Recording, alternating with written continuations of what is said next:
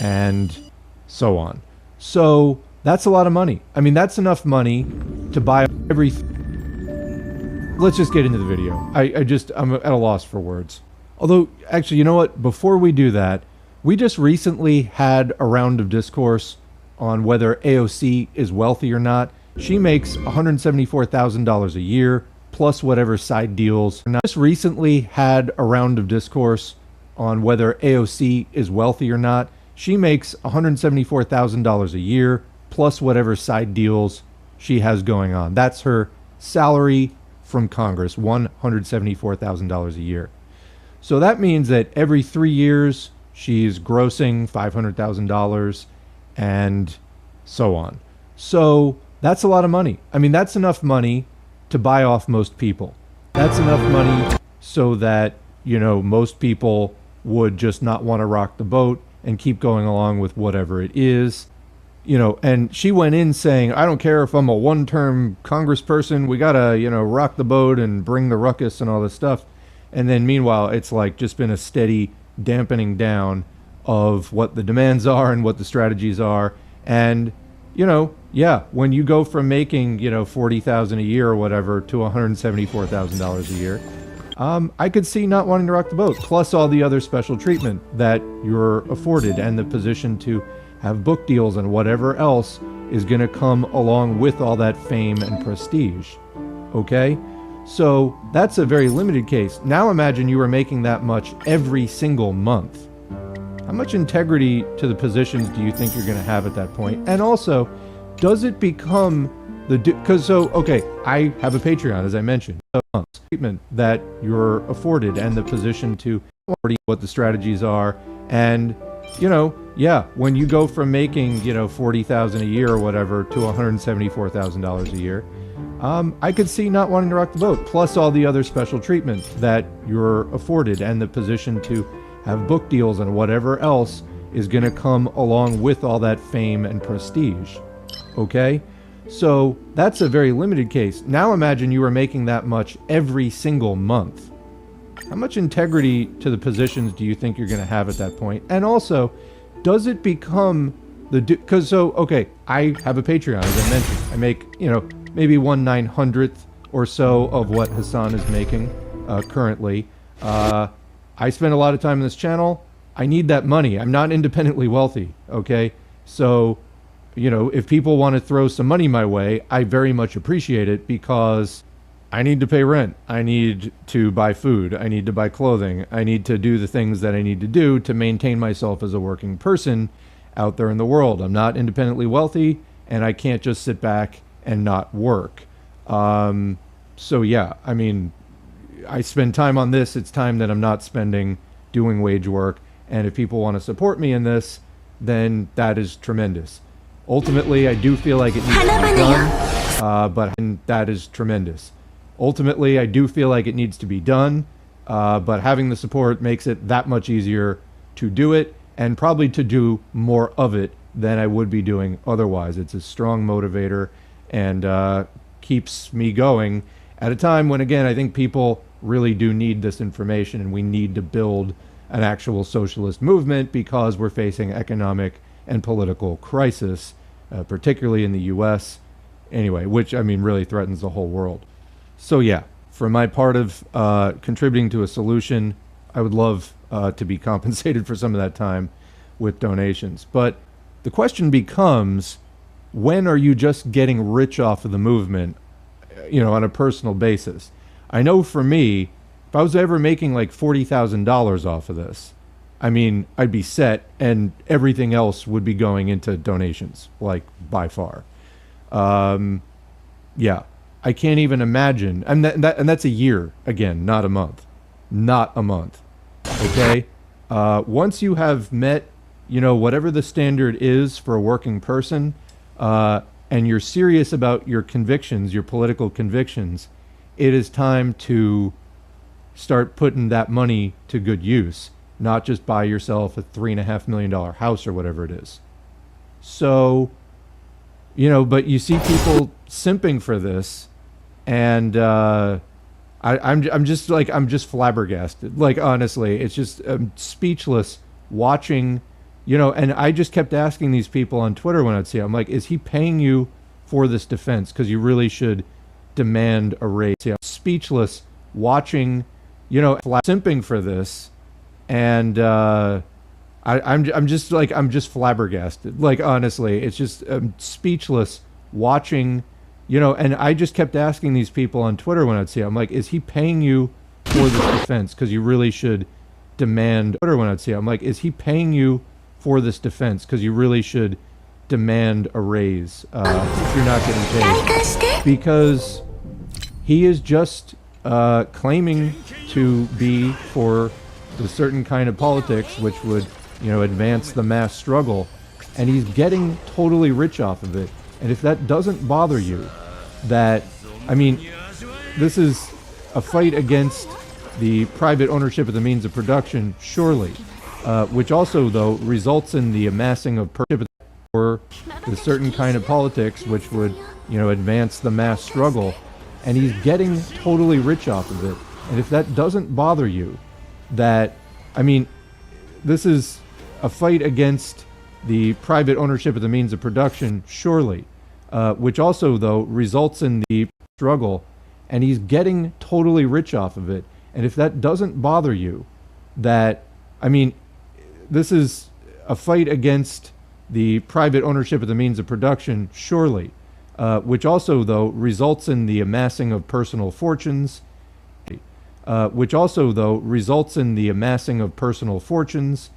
and this is not something we need to have happening in our society. And when people do it and amass those fortunes in the name of the movement, not only is that a greater offense, but okay, you want to nitpick over, is he a worker or a capitalist? And when he's making 2.4 million gross a year, and that's just off of the Twitch. Okay, you want to have that pedantic nitpicking conversation. How about this? You want to get really specific about that. So making $200,000 a month, you could every month buy a small to medium-sized business and have enough left over to live on. So he could be out there buying 10 small businesses a year. And, because that's the thing, is when does just having a high income start to turn into you being a capitalist? Well, usually when people acquire large amounts of cash and they put it in the bank and whatever, they don't just let it sit as cash. They start making investments, okay?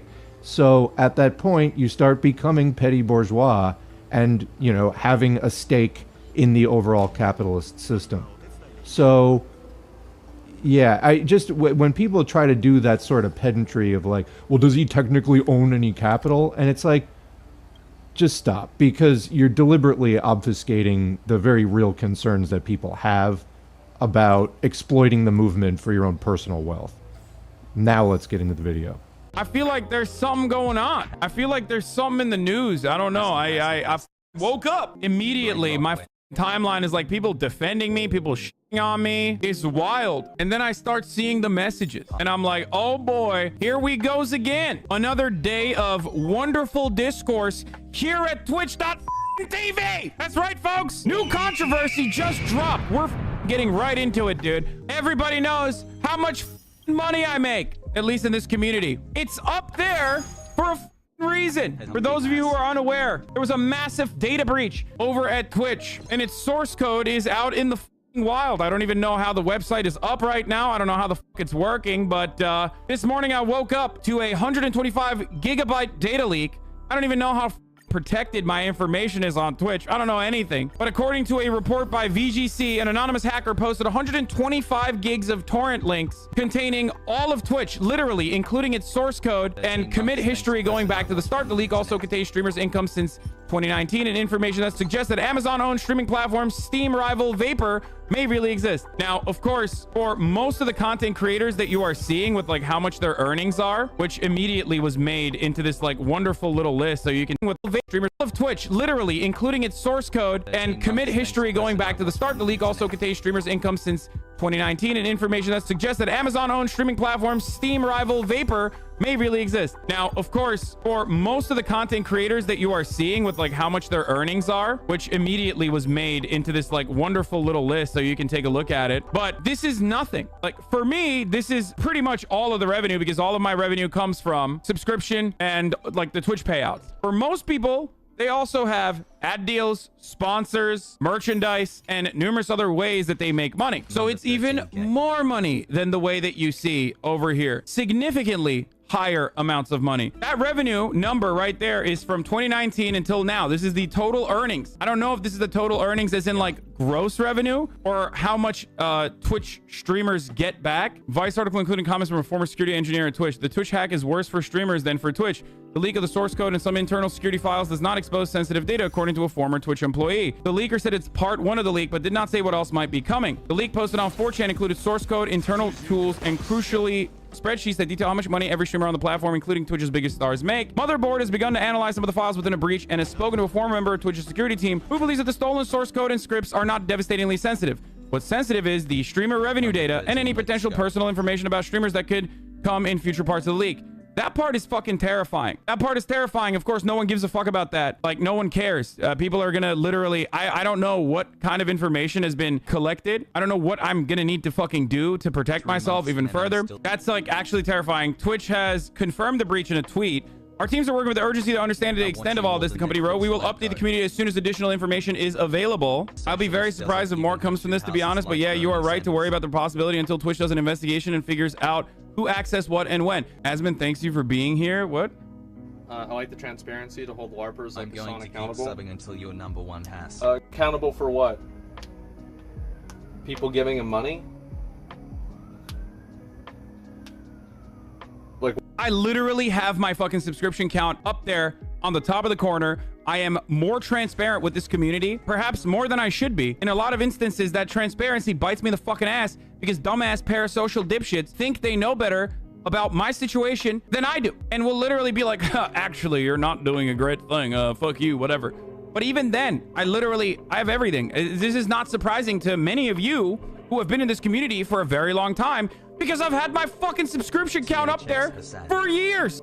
Okay, I don't watch this guy. I don't need to watch this guy. I have no reason to watch this guy. But does he always scream this much? Or are these the actions of a very, very defensive person?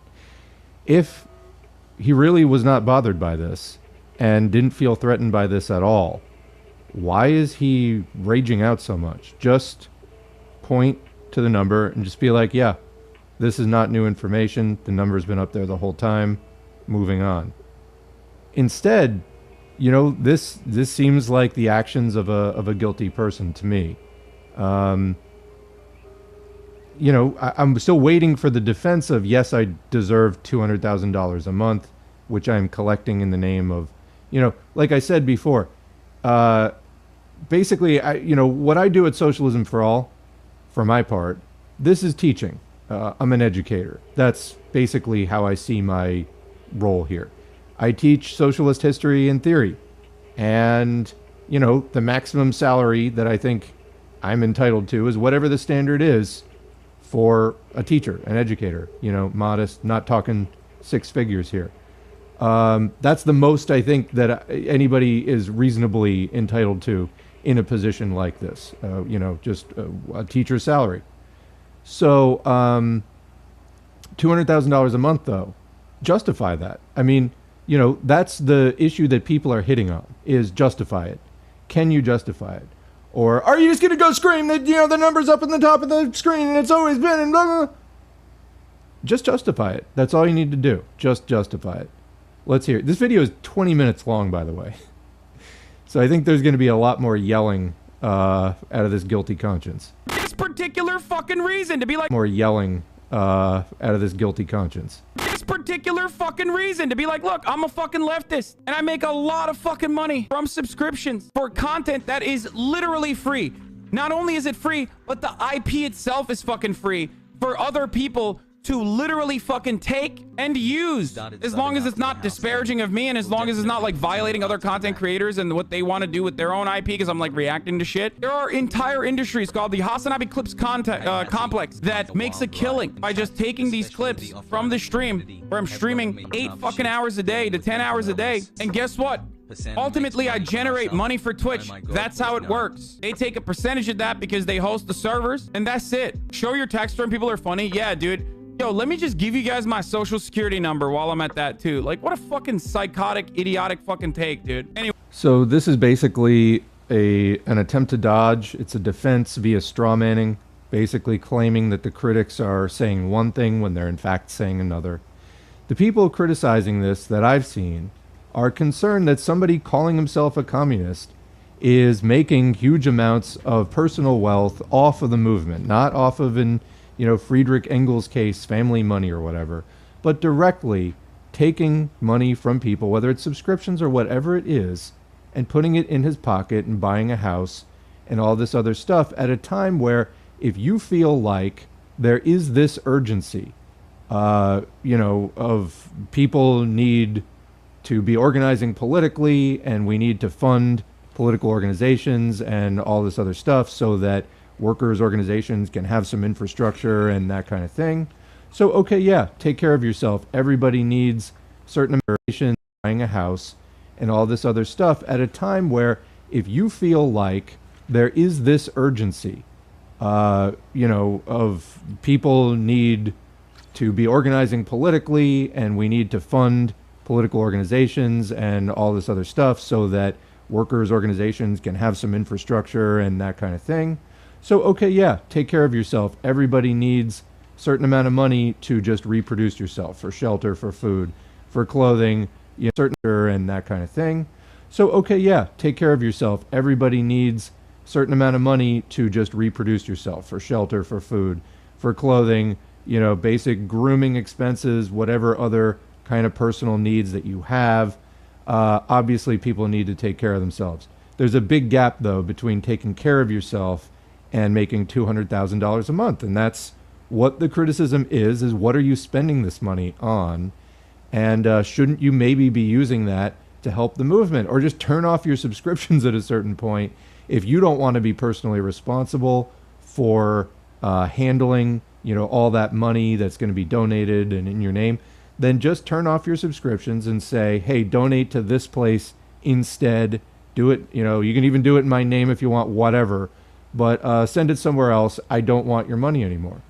So that's an option that is not being pursued, obviously. But yeah, where's it going? I think that's just what people want to know here is you're making literally millions a year. Where's it going? Okay, let's watch this. What is it? What accountable for what? Like, he's got his sub count on the screen. I don't know what it is about Hassan, but I actually really appreciate Hassan because a lot of the three-head arguments, like Hassan is like tanking them for me. Because a lot of those people used to be mad about me and use those arguments against me. Then Hassan came on the platform and now they're over in his chat donating fucking broken logic gotcha questions back to him, and I don't have to deal with it anymore. It's great. Thanks, Hassan. And that's where this meme comes from, which is that, like, Twitter finding out streamers make money, Hassan, other millionaire streamers. Like, I am the fucking vector of all the hatred. So is this entire 20-minute clip just uninterrupted self-pity or what? That probably never actually addresses the actual criticisms. So he's the victim, he's the martyr. Here, let me clue you in, Hassan. The difference is not all those other millionaire streamers are claiming to be part of a movement for social change and that's what they're primarily about. People are calling you hypocritical because that is what people associate you with, is sort of a political thing. And getting rich off of politics is not something that people like. Okay? It's real simple.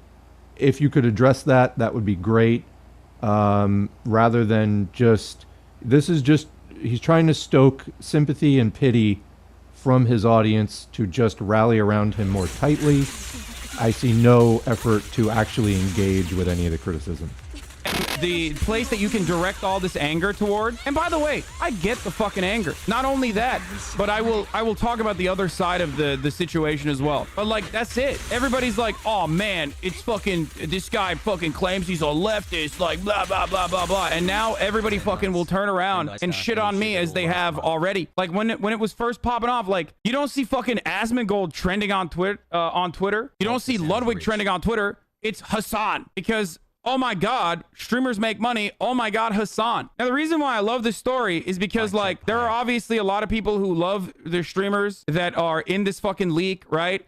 There's a lot of people and it's on LSF. There's a lot of people that are mad. There's a lot of people that are, you know, memeing about it already. But I saw one fucking argument. I think it was like a Destiny post or something that was like, I love Pokimane. Like, my respect for Pokimane grew a lot. And it's like, why? Because she doesn't generate as much revenue. So I clicked on this. I didn't watch the clip yet. But I was looking at like what was going on in the chat. So the very same motherfuckers who are like, yo, fuck this Hassan guy. He's such a piece of shit.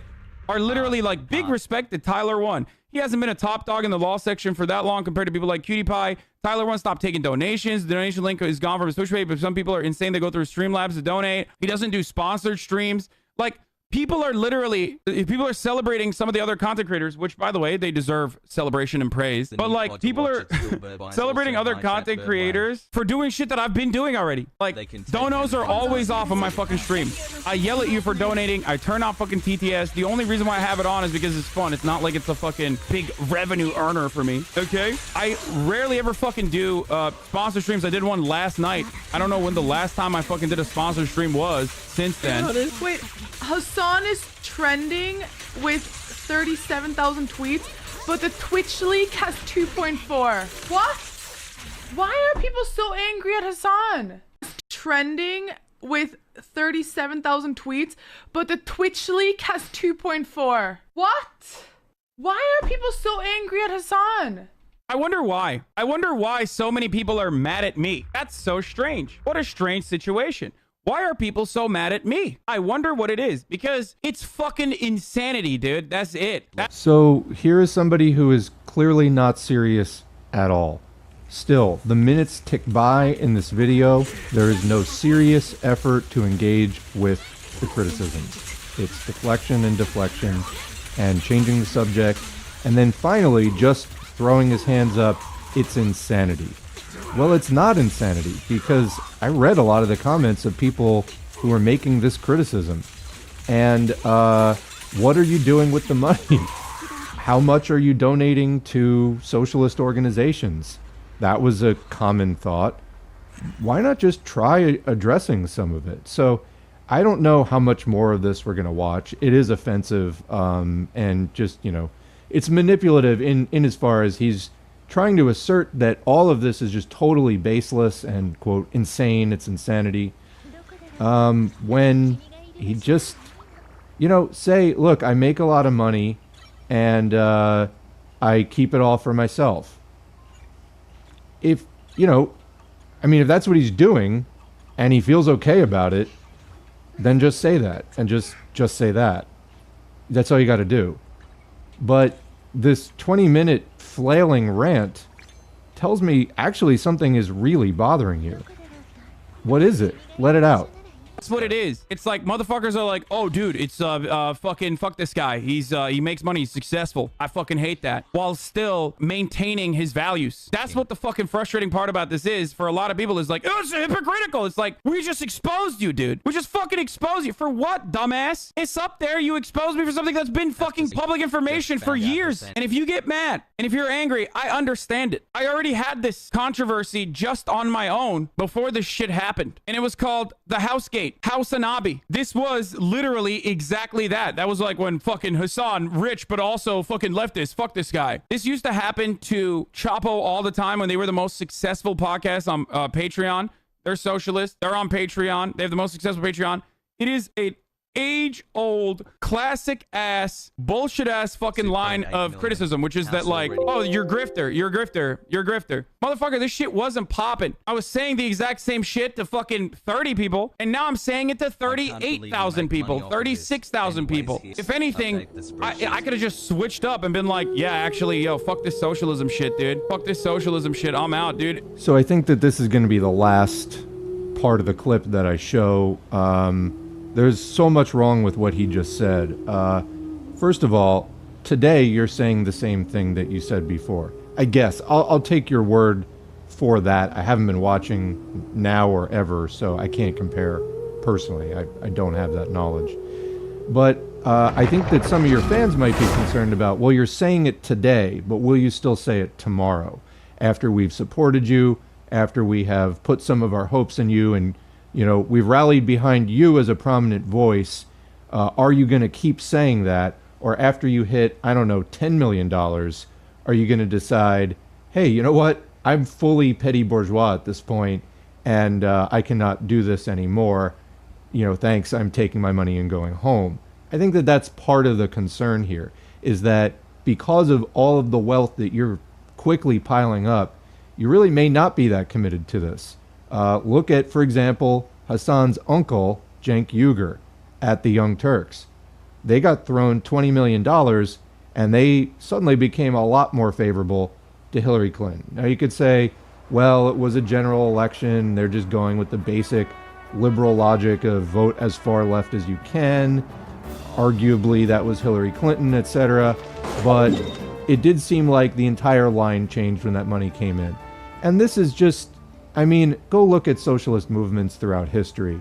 There are wings of the socialist movement we call opportunist and revisionist, which wind up allying with the bourgeoisie while still claiming that they're for socialism. And they just, go look at socialist movements throughout history.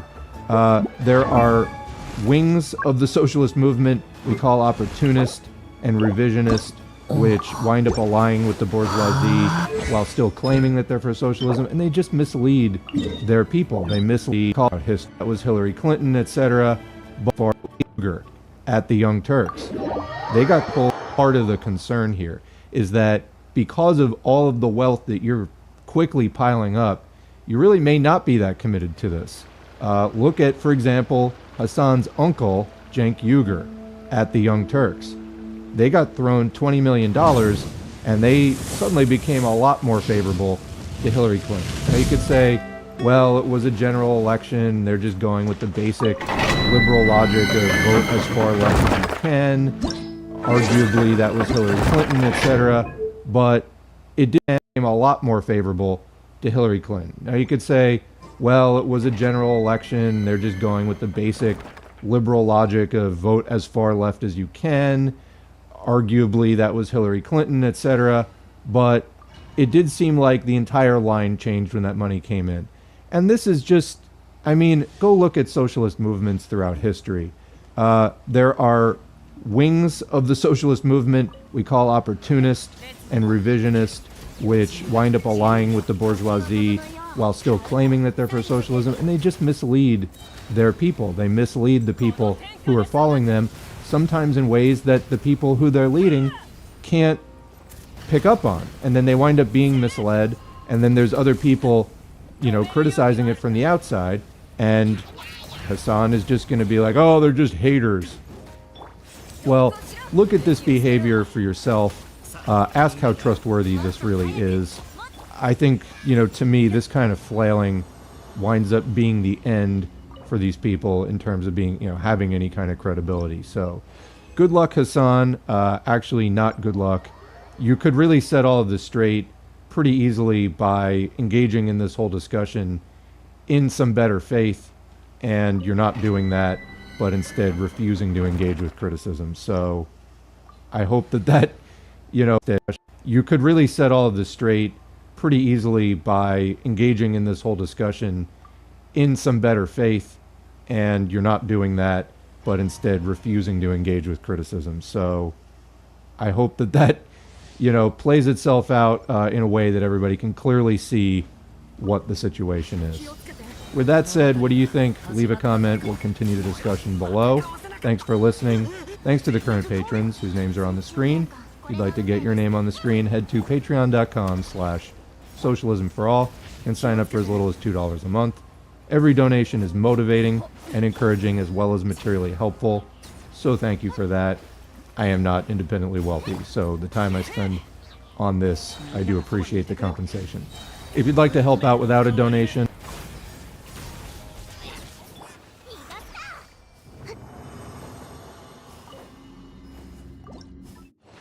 like, share, subscribe, and comment. All of that helps to boost the channel, helps more people to see it. Ultimately, whatever it is you do to advance the cause of socialism online and in your community, thanks for doing it. Join an organization if there's a good one in your area, and we'll catch you in the next video.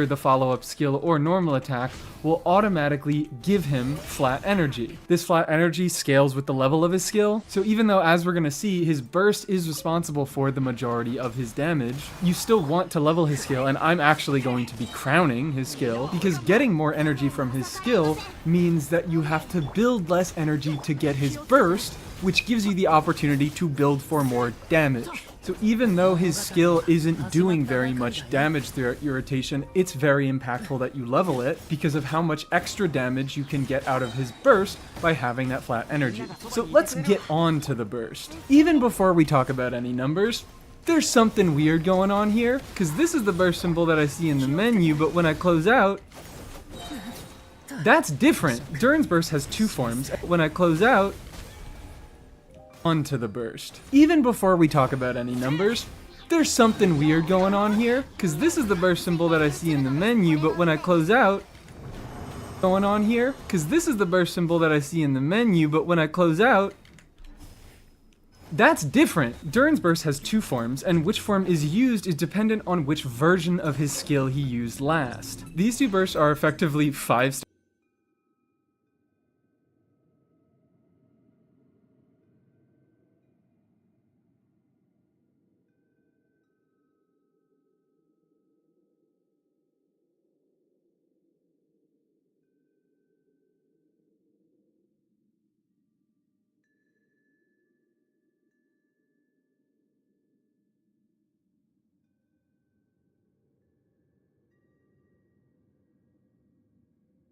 versions of that's different. Durin's burst has two forms, and which form is used is dependent on which version of his skill he used last. These two bursts are effectively 5.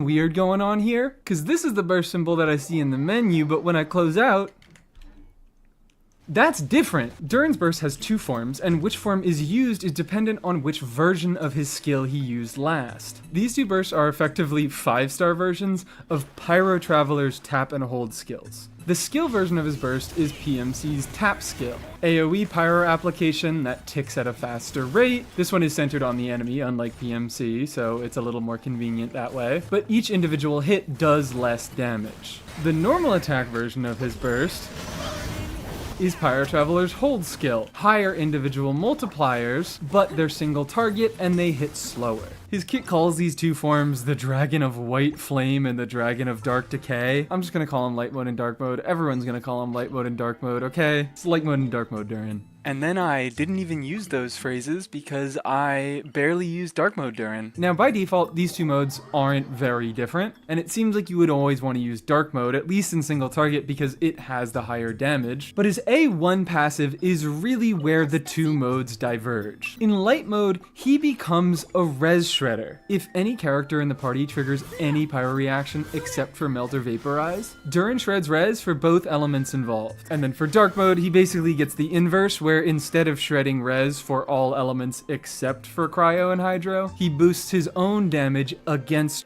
He triggers any pyro reaction except for melt or vaporize. Durin shreds res for both elements involved. And then for dark mode, he basically gets the inverse, where instead of shredding res for all triggers. In light mode, he becomes a res shredder. If any character in the party triggers any pyro reaction except for melt or vaporize, is really where the two modes diverge. In light mode, he becomes a res shredder. If any character in the party triggers any pyro reaction except for melt or vaporize, Durin shreds res for both elements involved. And then for dark mode, he basically gets the is really where the two modes diverge. In light mode, he becomes a res shredder. If any character in the party triggers any pyro reaction except for melt or vaporize, Durin shreds res for both elements involved. And then for dark mode, he basically gets the inverse, where instead of shredding res for all elements except for cryo and hydro, he boosts his own damage against cryo and hydro affected opponents. He buffs his own vaporize and melt damage. And this is actually pretty important to note, that this is not just a buff to his bursts vaporize and melt damage,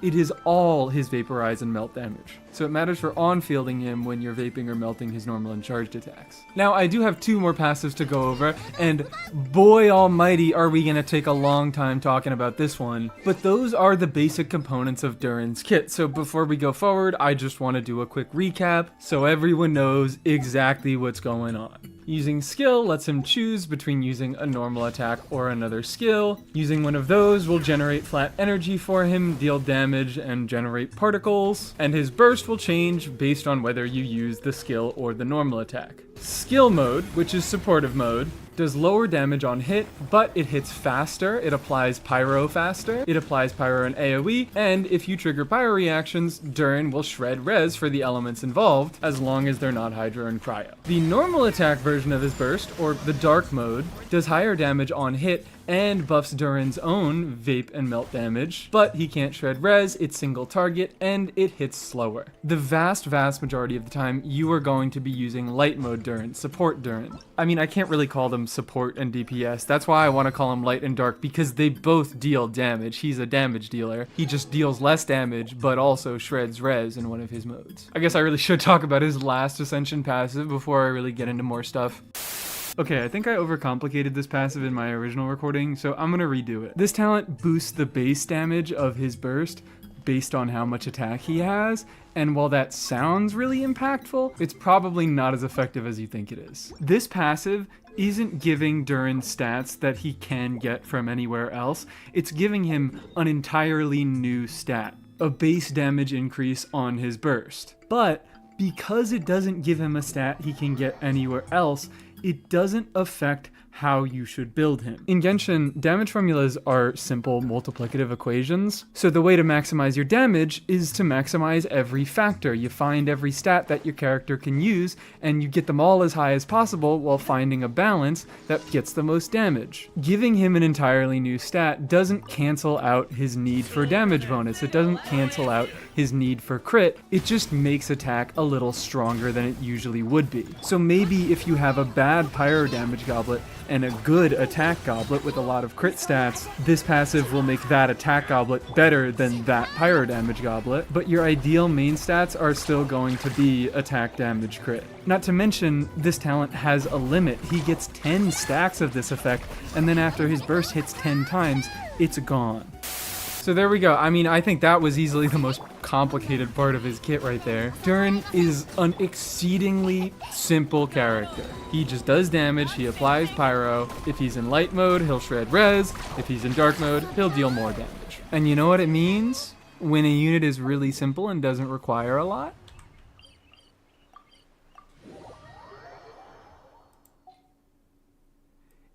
If he's in light mode, he'll shred res. If he's in dark mode, he'll deal more damage. And you know what it means? When a unit is really simple and doesn't require...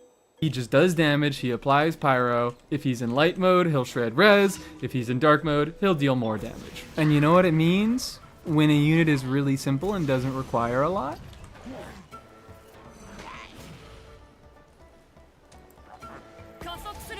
It means they're really flexible. This is why I have been so excited for Durin, because you can play him anywhere. He works in teams that have pyro requirements. He works in teams that don't have pyro requirements, but just appreciate the things that he does. He works in teams as a reaction trigger. He works in teams where he's dealing the majority damage. He's just nuts. And I have Durin because you can play him anywhere. He works in teams that have pyro requirements. He works in teams that don't have pyro requirements, but just appreciate the things that he does. He works in teams as a reaction trigger. He works in teams where he's dealing the majority damage. He's just nuts.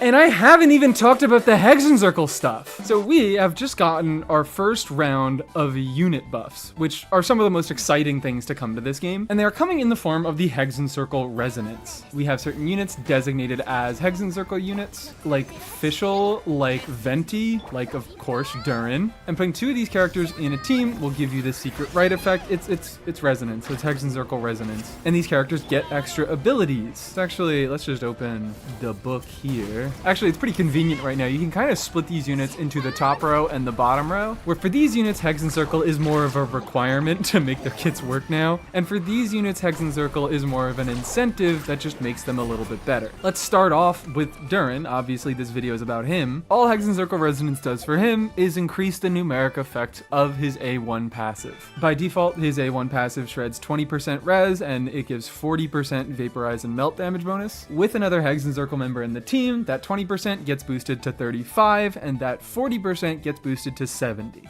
Hex teams are not a hard requirement for him. He just pulls you aside at the party and he says, hey buddy, if you put me in a team with Fischl, I'll slip you a 20. And that is why I am so horribly in love with Durin's team building. Because not only is he an incredibly flexible unit who applies off-field pyro in all the ways I've asked for, and buffs in a lot of the ways that I've asked for. Not 100% all the ways that I asked for, but you know what? Res Shred is fine. We'll do Res Shred. We'll take it because I like the rest of the stuff going on. Not only does he do every single thing that I wanted Mawika to do, not only does he act in ways that I have described how I wanted Mawika to act, he's also taking old units on my roster and he's giving them a facelift. Mona is a unit on my roster and he's giving them a facelift. Mona is a unit I want to use.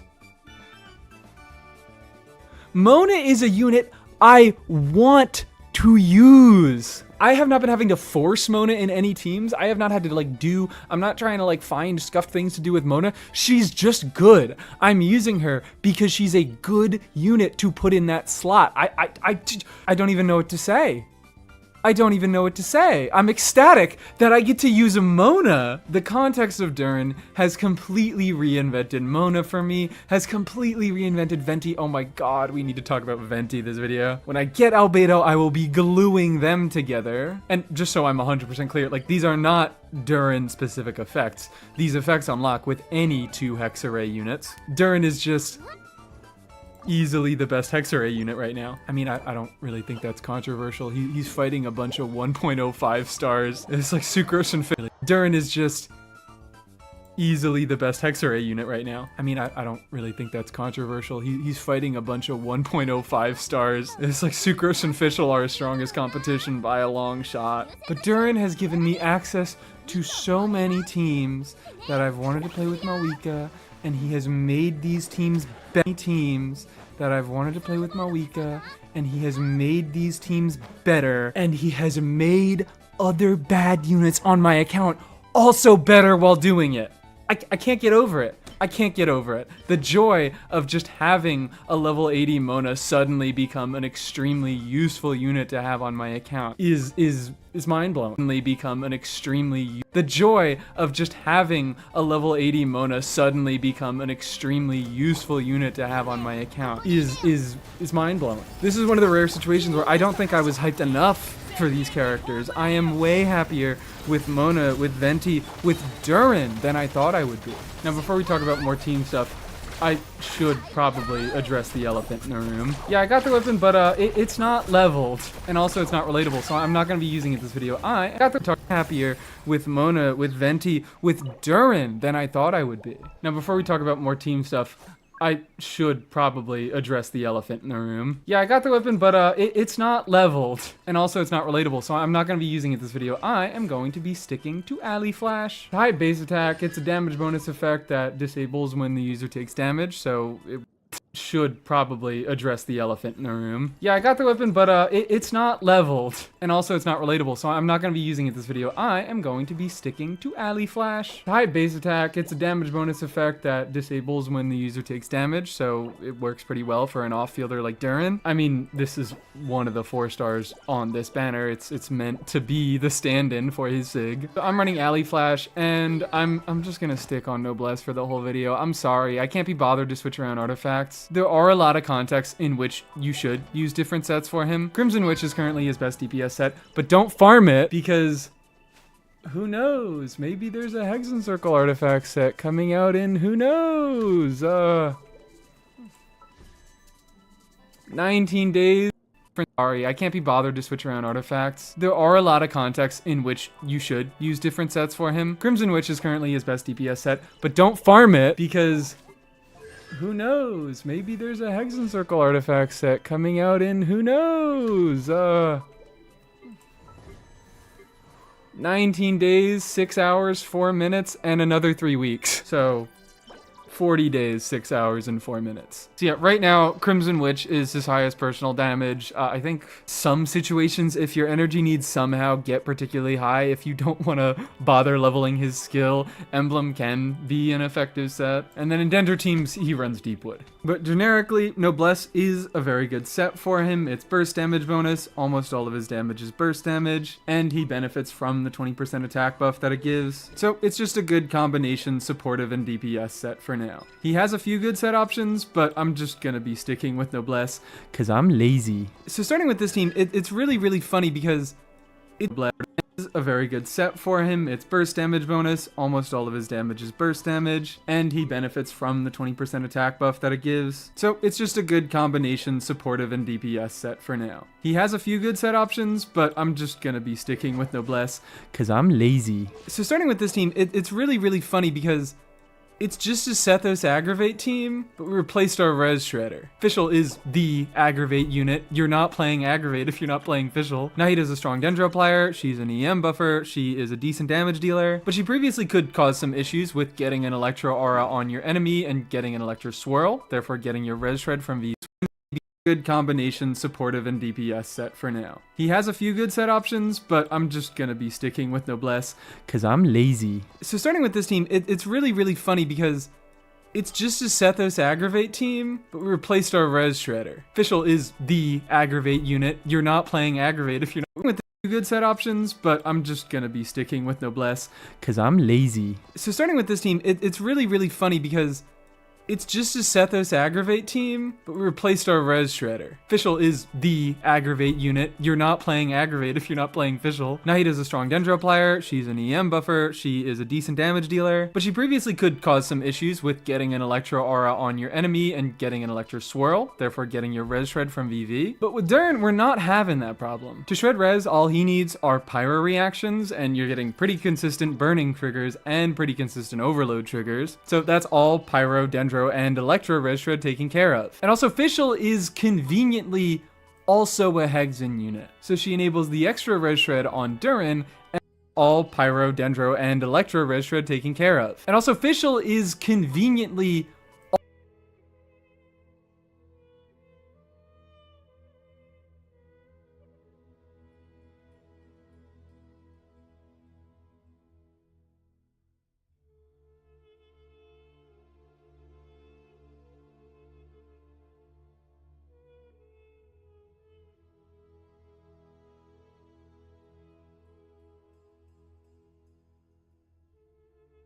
also consistent burning triggers and pretty consistent overload triggers. So that's all Pyro, Dendro, and Electro Res Shred taken care of. And also Fischl is conveniently also a Hexen unit. So she enables the extra res shred on Durin and her own buffs, which are a few stat buffs that are based on what reactions your team is triggering. If you trigger an Overloaded, you get 22.5% attack to herself and your on-fielder. If you trigger an Electrocharge or a Lunacharge, it's 90 EM. With C6, those numbers get doubled to 45% attack and 180 EM, which is kind of stupid, and I'm not gonna pretend it's not.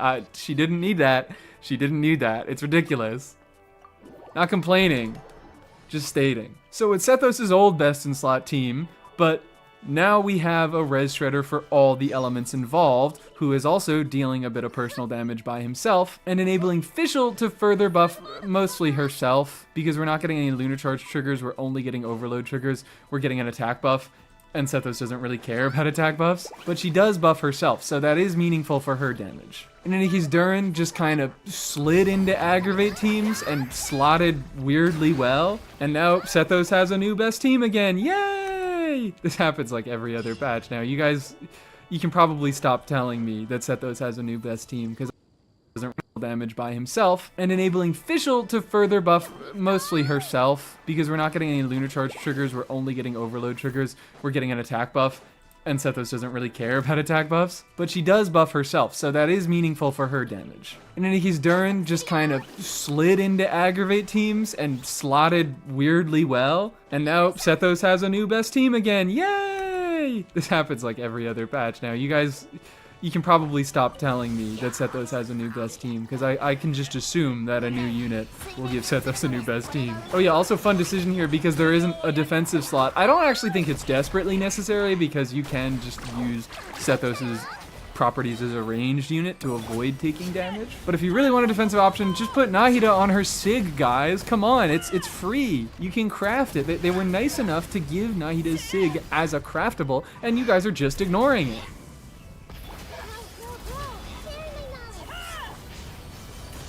Oh no. And you're gonna see throughout this video, because I don't have his skill fully leveled up, I'm probably gonna run into a few energy issues. Oh wow, that was terrible. Fully leveled up. I'm probably gonna run into a few energy issues.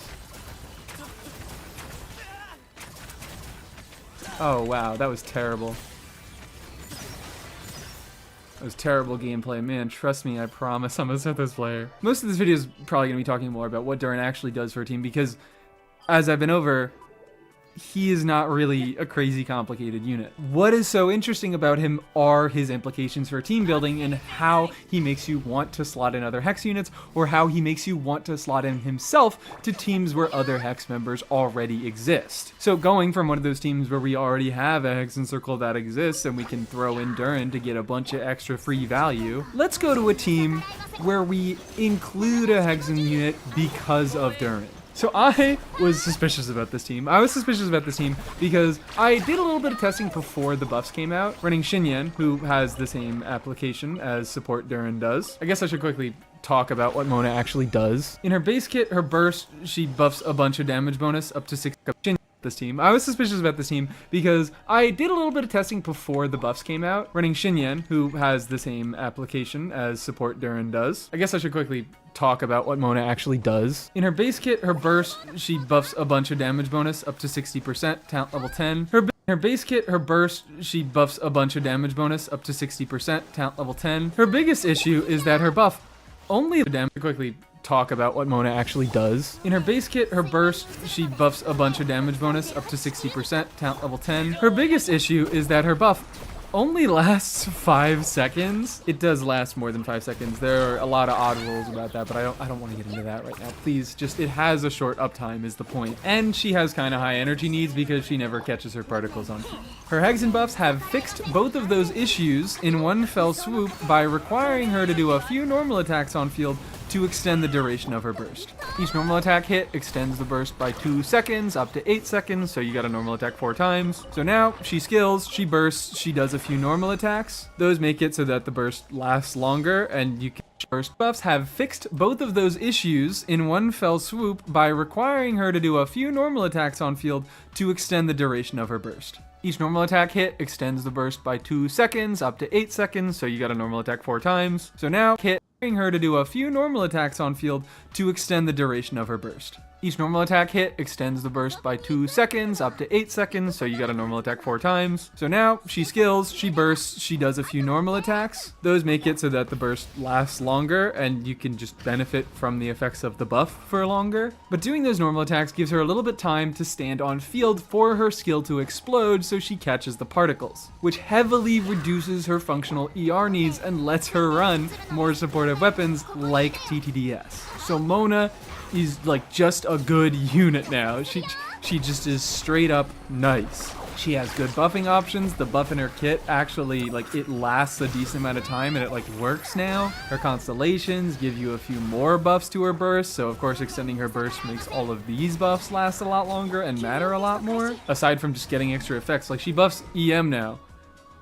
She's a full party EM buffer at C2. All of these buffs make her a unit that's actually really worth considering if you can get the Hexen Resonance. So yeah, Durin's opening a lot of doors to Mona. So we end up with whatever this is. If we're using Durin as our Res Shredder for Flynn's, then with Hexen Resonance. So yeah, Durin's opening a lot of doors to Mona. So we end up with whatever this is. If we're using Durin as our Res Shredder for Flynn's, then we can slot Mona right in, she gets all those buffs, and she becomes a really strong option. I was initially testing this team with Xinyan before, you know, Durin and the buffs came out, because she has the same application as support Durin does.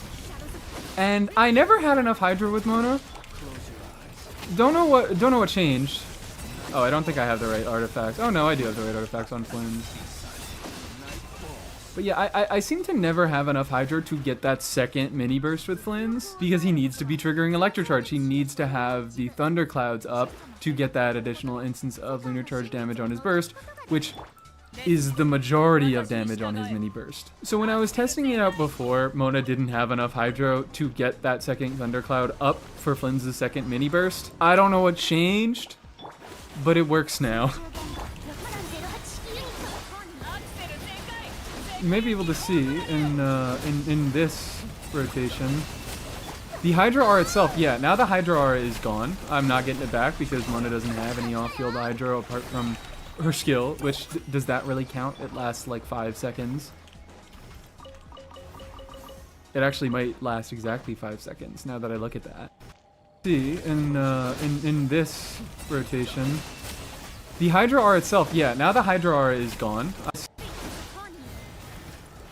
You may be able to see in this rotation, the Hydra R itself, yeah, now the Hydra R is gone. I'm not getting it back because Mona doesn't have any off-field Hydra apart from her skill, which, does that really count? It lasts like 5 seconds.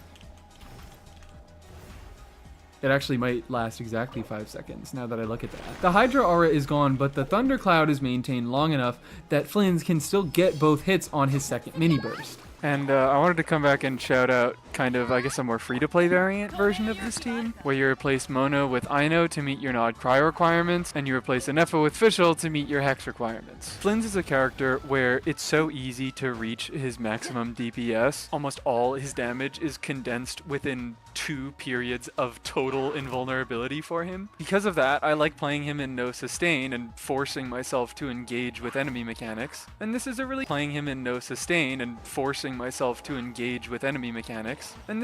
fun version of that. Oh, beautiful. My third team on the roster rounds out the 3 types of Durin teams. The ones where you say, there's not a Hexen Circle unit that's good here, so I'm just gonna run Durin by himself. Yeah, as I mentioned, he doesn't have any sort of Hexen Circle requirements. He has an incentive, and I really like that incentive. I like running a lot of Hexen Circle units with him. But if you can't conceivably get value out of another Hexen Circle unit in the team, whatever. He'll just do a little bit less res shred. It's not a big deal. I don't know. That's good here, so I'm just gonna run Durin by himself. Yeah, as I mentioned, he doesn't have any sort of Hexen Circle requirements. He has an incentive, and I really like that incentive. I like running a lot of Hexen Circle units with him. But if you can't conceivably get value out of another Hexen Circle unit in the team, whatever. He'll just do a little bit less res shred. It's not a big deal. I don't know. I think this one is maybe the least surprising. Kanich has a pyro requirement. Durin is a pyro support. He shreds res. Like, yeah, obviously you're gonna use him here. Kanichi does not have a great pyro option in this slot. You're pretty much fighting between PMC and Mawika, who are actually very, very competitive in Kanichi teams. Because Kanichi teams don't have good setups for Mav to deal a lot of damage, her personal damage matters a lot less. And their buffs are extremely similar. They both hold scroll, and Mawika gives 40% decaying bonus on burst. PMC gives a static 15% on skill. But now we have a unit who is shredding res, who is dealing significant damage themselves, who is... Oh no, I guess that's kind of it. I did say he was simple. Still, whatever, it's cool. I like off-field damage dealers. Did you guys know that? Did you guys know that my 3 favorite units in the game are all off-field damage dealers? Were you guys aware? I don't know, I'll show it off. Units in the game are all off-field damage dealers. Were you guys aware? I don't know, I'll show it off. There's not really much nuance to it, but I'll show off the team. So I actually want to see, because I've been struggling with actually getting a Dendro scroll proc in this team if I do Durin before Yansan, and I want to do that for the sake of uptime. Did I get a... I did. I got a quicken proc there. I died for it, but I got my quicken proc there through Durin burst. So you can go in that order. Yeah, probably the biggest issue with Durin is that he does this. His burst just lasts way too long, and if you're out of combat, it just pulses around you and it burns all the grass, and it makes you take a bunch of damage. So I'm kind of interested in seeing if like Durin's double skill. The camera moves, so I gotta imagine that counts as like movement for Yansan's burst, right? Yes, and it makes you take a bunch of damage. Actually, I'm kind of interested in seeing if like Durin's double skill. The camera moves, so I gotta imagine that counts as like movement for Yansan's burst, right? It's gotta. Wait a little bit, let the Night Soul decay. Double skill. Oh yeah, that counts. Oh yeah, that counts.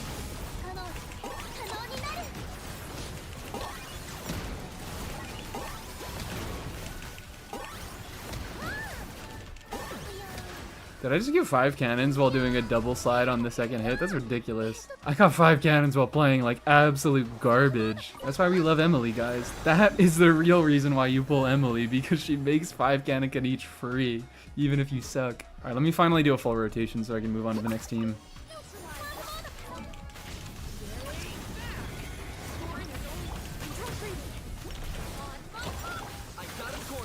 Let me make sure I got it. I think I did? I did.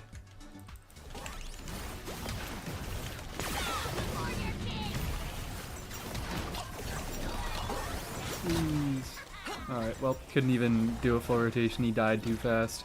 Durin too good, Durin too cracked. And I'm not even using the Sig, which I got it because it's an attack buffing weapon. I got it so Durin could turn into an attack buffer for all the units that I want to use him with, like Kanichi, like Flins, like Risley. Right, I'm gonna shut up. I'm gonna shut up. Next team. Next team!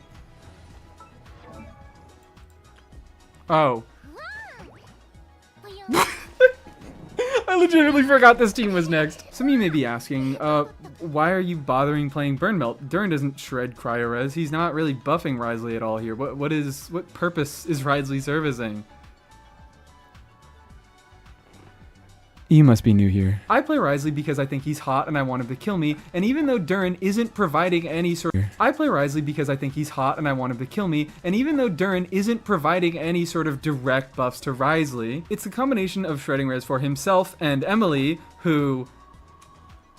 That's Emily. Do I have to explain to you why I want to use Emily? And additionally, Durin has some gameplay benefits that I didn't account for. Because his burst has such long uptime, it's a 20-second duration ability. You can use it second in your rotation right after Emily. Pyro players like Mawika and Shinyan have much shorter durations. I believe C0 Mawika matches Shinyan at 12 seconds. So to get full uptime on your Pyro application, to get all your melts with Risley, you need to use them after you use Bennett. Durin, having a long uptime ability, lets him go earlier in the rotation, so Bennett can go last, and Risley can swap right in and get full uptime on Bennett's buff. Which matters because Risley actually does like to spend a decent amount of time on field, especially at C1 where he gets a 4-second extension. By being able to go earlier in the rotation, Durin is giving me an indirect buff to Wriothesley because he lets me get Bennett's buff to Wriothesley for a longer period of time. Wriothesley being on field, especially can go last, and Wriothesley can swap right in and get full uptime on Bennett's buff. Which matters because Wriothesley actually does like to spend a decent amount of time on field, especially at C1 where he gets a 4-second extension. By being able to go earlier in the rotation, Durin is giving me an indirect buff to Wriothesley because he lets me get Bennett's buff to Wriothesley for a longer period of time. Oh, and also I pulled his SIG. Yeah, this is the team that I pulled it for. Was it wise? No. If you are somehow in the exact same situation as I am, this is one of your favorite teams and you are looking for any way to improve it, Durin SIG is probably not the best thing you could pull, but I care about Durin a lot. I see myself using him a lot in the future. So to get him a weapon that turns him into a little bit of an attack buffer, and also, like, it's not just his weapon. I can put this on other units. I found it to be valuable enough that I really wanted to go for this sword. So through the combination of giving him more Bennett uptime and giving him a little bit of attack with this weapon, he actually is doing a little bit for Wriothesley here. Is Knight better in this slot? Yes. Is that the point? I'll let you answer that yourself. This is just a team that can be used, and it's gonna feel a lot better with Durin. All right, who's up next? Oh, it's Burgeon. I'll admit it, I haven't even played this one yet, and it is going to be absolutely gimped by the fact that Durin is only level 70. He's my Burgeon trigger here, so I really want him to be level 90. But like, he applies Pyro pretty quickly in AoE, and he potentially shreds Dendro res. So Durin is like kind of a cracked Burgeon trigger. This is the one really funky build path where you actually want to do something different than attack Pyro crit. This was a team in which I was kind of on fielding Lauma. I don't know. I haven't played it yet. Well, let's figure this out together. Let's see how this team works. It can work in 1,000 different ways. At the end of the day, you just need a Dendro, you need a Hydro. You probably are going to want 2 Hydros. I personally find that Burgeon works a lot better with double Hydro, but there probably are some combinations that I'm not thinking of.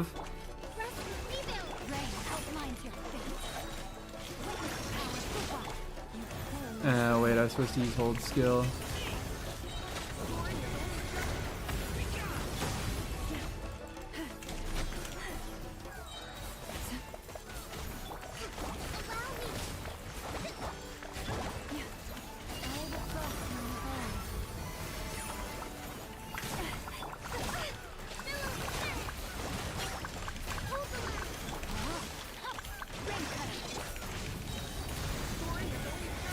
Okay, alright, that was weird and scuffed, and I kind of struggled to find a rotation for a little bit. But, I don't know, I think that works fine. It seems to play kind of like a Nilou Bloom team to me, where it's fairly quick swappy, you're just doing your best to keep no aura on the enemy, you're trying to trigger as many reactions as you can. If there's Dendro, you swap to Hydro, if there's Hydro, you swap to Dendro. That's the joy. Oh, that's not even my order. Let's do this. What? That's the joy. Okay, I did the wrong one. I accidentally did the click instead of the double E. That's the joy of having 2 Catalyst units on the team, is what I was going to say. You can just always swap your application when you need to. Yeah, I'm like not really playing that well, but I guess I don't play Burgeon. But also, it seems like I was watching some Burgeon triggers, and it seems like, in a weird way, the damage version of his burst can still trigger Burgeons. Does it have like an AoE hitbox or something like that? You still don't want to go damage mode Durin because obviously he shreds res in light mode. Also, I started off the video by saying I was going to call him light and dark mode, and then I just didn't do that. You want him in light mode because he shreds res, and obviously that's impactful for your bloom damage, or your Burgeon damage.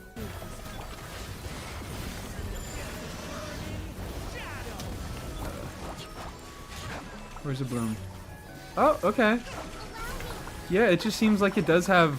Actually, that's like a... That seemed to be a fairly large AoE hitbox. The bloom was like sitting over here on the ground, and when it hit this guy, it still triggered a burgeon somehow. I guess it's like a Pyro Traveler's skill, where while it's traveling through the air, it does like home in on a single target, but once it actually hits the target, it spawns a little AoE explosion that can hit other targets. Primarily single target, but can work in AoE. That's good to know. I guess it's good that I tested Virgin. Next team is... Oh, okay. All right. I guess we'll kind of get into this now. This is maybe getting outside of the scope of this video because I am talking about an entirely different character. I've already talked about how much I appreciate my Mona because, oh my god, she was a dead unit who was sitting in my account. All these constellations were pretty useless until like 2 days ago, and now I'm using her. She's good. I enjoy her. And wouldn't you know it, they also did the same thing to Venti, a unit that I actually had to spend Primogems to get. When I pulled Venti, I was well aware it was a bad decision. I was like, I know I'm wasting my Primos, but I like Venti. I want Venti on my account. I think he has funny black hole stuff. And with these buffs, Venti's also becoming one of my favorite units. Now, a lot of these buffs are focused on just making Venti into an Animo DPS, which is fun. I am enjoying that side of Venti, but if that was all he had, I probably wouldn't even be making this section in the video. So blah, blah, blah, whatever. When he uses his burst, he gets infused normal attacks, and those normal attacks get increased scaling. It also extends the duration of his burst by 2 seconds, so it makes that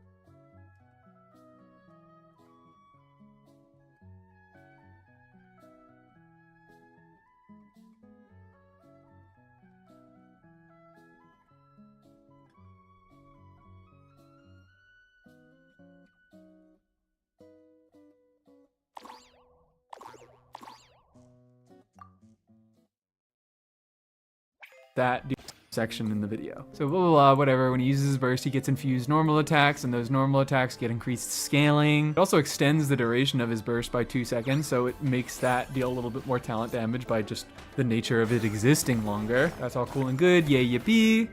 Let's check this other talent though. While the storm eye created by Elemental Burst Wind's Grand Ode is active, for 4 seconds after a nearby active character triggers a swirl reaction, that character's damage is increased by 50%, and Venti's Storm Eye deals 135% of its original damage. Again, Venti just deals more damage, and usually, because he's an on-fielder, he will be the one triggering the swirls, and he will be the one getting the damage bonus.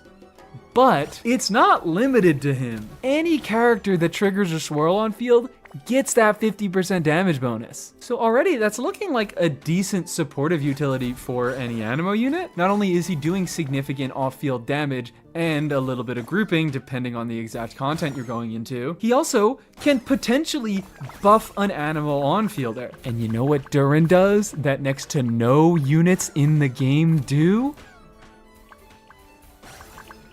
He shreds Animo Riz. Yes, I have Farazan in this team because Farazan is Farazan and she's still unbelievably cracked and stupid and ridiculous, but Durin and Venti together provide an extremely strong backbone for Animo DPSs if you don't have C6 Farazan. This is massive. We finally have alternatives to DPSing Animo characters other than Farazan. I'm still running Farazan because she's Farazan and she's ridiculous, but that next to no units in the game do? He shreds Animo Riz. Yes, I have Farazan in this team because Farazan is Farazan and she's still unbelievably cracked and stupid and ridiculous, but Durin and Venti together provide an extremely strong backbone for Animo DPSs if you don't have C6 Farazan. This is massive. We finally have alternatives to DPSing Animo characters, but Durin and Venti together provide an extremely strong backbone for Animo DPSs if you don't have C6 Farazan. This is massive. We finally have alternatives to DPSing Animo characters other than Farazan. I'm still running Farazan because she's Farazan and she's ridiculous, even though I have substantial alternatives. That doesn't stop me from putting Farazan's buffs on top of the existing ones. But because of how they don't seem to want to fix how 4-star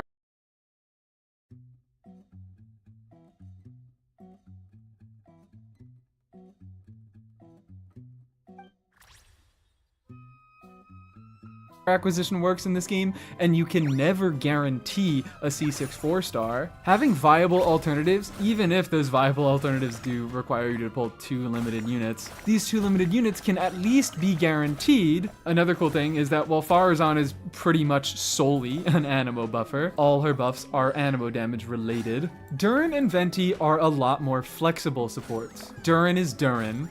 This entire video is about him.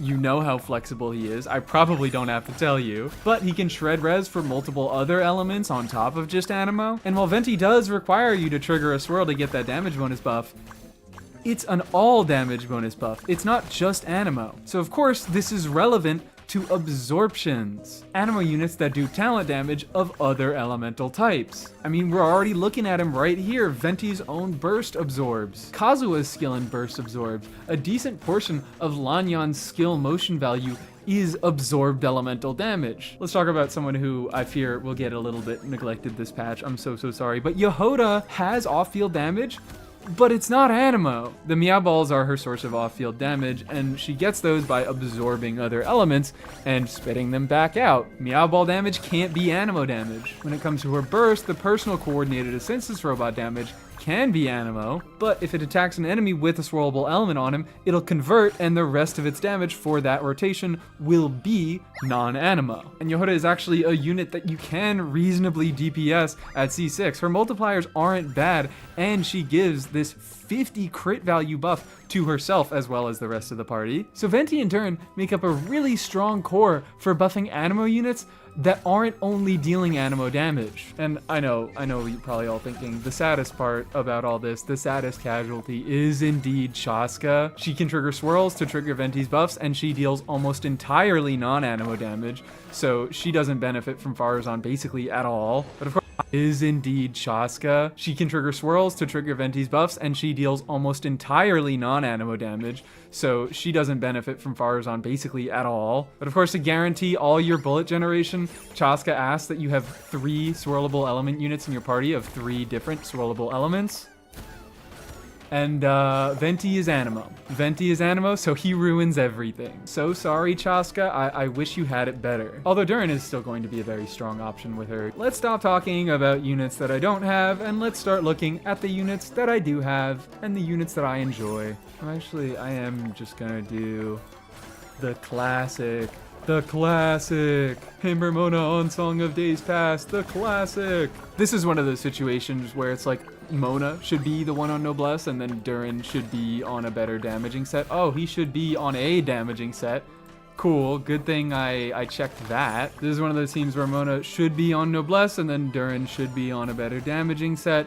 But I don't care to swap artifacts, so this is what you get. It's not like you guys need to see the exact damage that the team is supposed to do anyways. You just need to know that I am gearing it wrong and that you should gear it right. Honestly, the worst part about the DPS Venti is that I've had to swap him off of Fab, and now I actually have situations where Venti's burst is off cooldown but not available to be used. This is just a foreign concept to me. Oh yeah, also yeah, I did lose.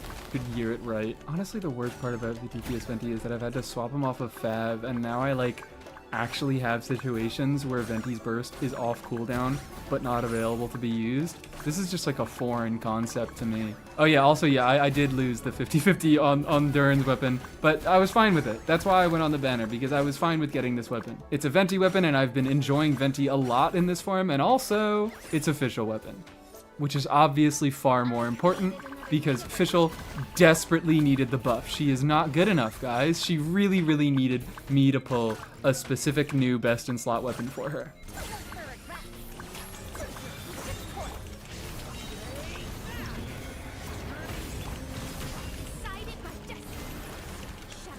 Yeah, alright, well, I missed the, whatever. And obviously, yeah, my Venti weapon is not leveled at all, so this.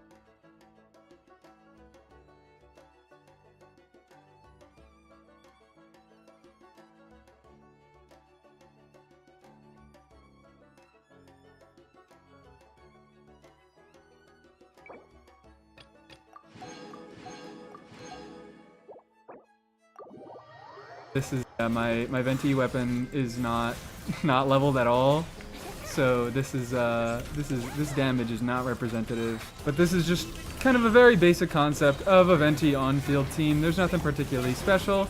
It's just kind of a lot of units that do a lot of different buffing for him, and that don't restrict him to circle impact, because I like doing dash cancels on him, even though I know I should be doing, God, I can't do them right. Aim cancels, where you like double tap the aim button. That's his combo, by the way. Don't have to wait to the Venti video to get that one. Optimal DPS Venti combo, just getting out as many normal attacks as you can. That's not really surprising. It's N2 aim cancel. Normal 1, normal 2, double tap R, and you get a pretty fast cancel. God, I'm bad at these. I need to practice. I haven't gotten any sort of practice with aim cancels like that. I usually do short hold charge attacks. We'll do one more. Oh God, Duran energy needs my guy. Oh, okay, never mind. He met him. Oh wait, no, not Venti. I'm so used to going Venti not last because I've been running him as a support. I'm just gonna spam normal attacks. I'm not gonna do any sort of combo. Boom. Oh, I didn't crit on my last normal. Yippee, DPS Venti exists. I don't care. Let's talk about support Venti. My go-to Animo team for the past few days has just been replacing Mona with whatever Animo unit I want to use in the slot. It's been Aoife. Because of course it's been Aoife. Who else would it be? Anyan functions. Lynette Aoife. Just DPS any sort of combo. I'm so used to going Venti not last because I've been running him as a support. I'm just gonna spam normal attacks. I'm not gonna do any sort of combo. Boom. Oh, I didn't crit on my last normal.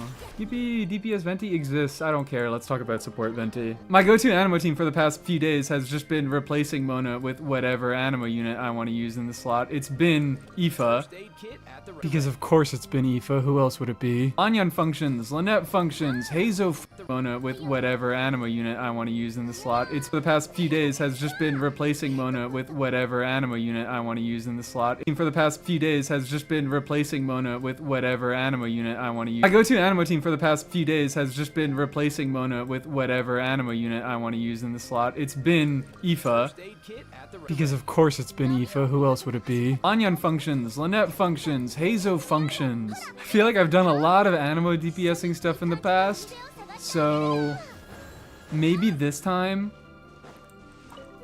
I'll just cave and give the people what they want. Nothing special about Wanderer at all. He is just a generic stand-in for any Animo DPS that will function about the same, but I know people are gonna ask for it. I know you Wanderer Duran fans are going crazy in the comments, and that's not a slight. That's not a slight. I think that's beautiful. I think forcing units together, even when they don't work, is great, and Duran and Wanderer do work together, so it's not even a problem. Duran isn't horrible for Wanderer or any other Animo DPS for that matter, but I do think that if you really, really want to be using Wanderer and Duran together, you might also want to go for Venti. It really is how they work together that make them a decent core for Animo DPSs.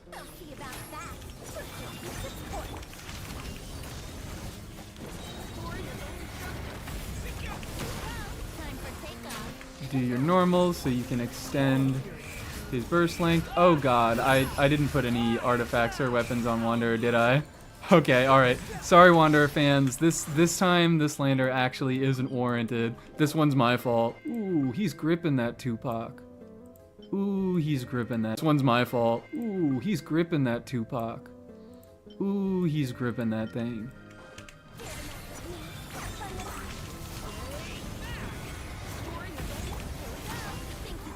Alright, normal to extend Venti burst again. So that's also, I don't know, this is like becoming kind of a Venti video in a weird way. Ooh, 50k charge attacks. It's not the highest I've seen. I've seen 70ks out of him, but considering this is a team core that is doing a lot of on-field damage other than just Wanderer, it, from my testing, it performs pretty similarly to his more kind of strict hyper carry teams, but it takes some of the pressure to perform off of Wanderer. You don't need to play him well because you have other units doing damage, so if you mess up on your combos, if you don't get your timings right, then you're not completely screwed over. Let me do another one with normal attack spam because I know you guys are also probably going to ask for that.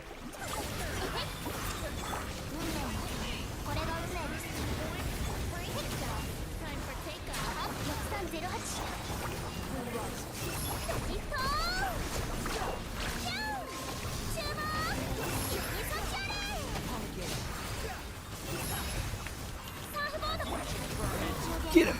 Oh, if that burst had just actually targeted properly and landed, I think I could have one rotated him. Try it again.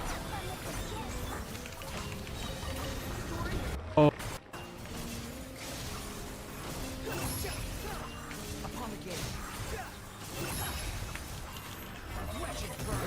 Get him!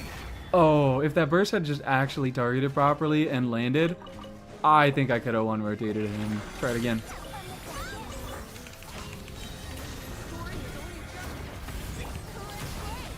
And I'm also level 20 Venti weapon, by the way. Oh, and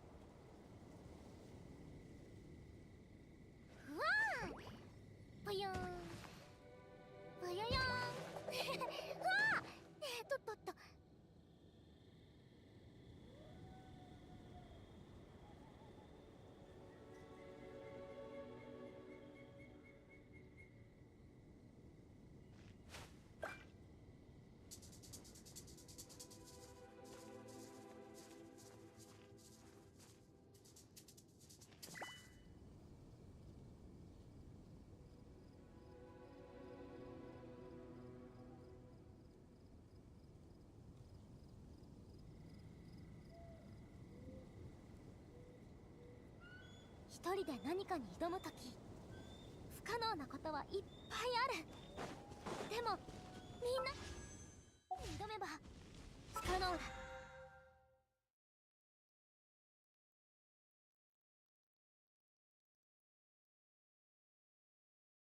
And getting stun locked out of Scara midair. Oh god.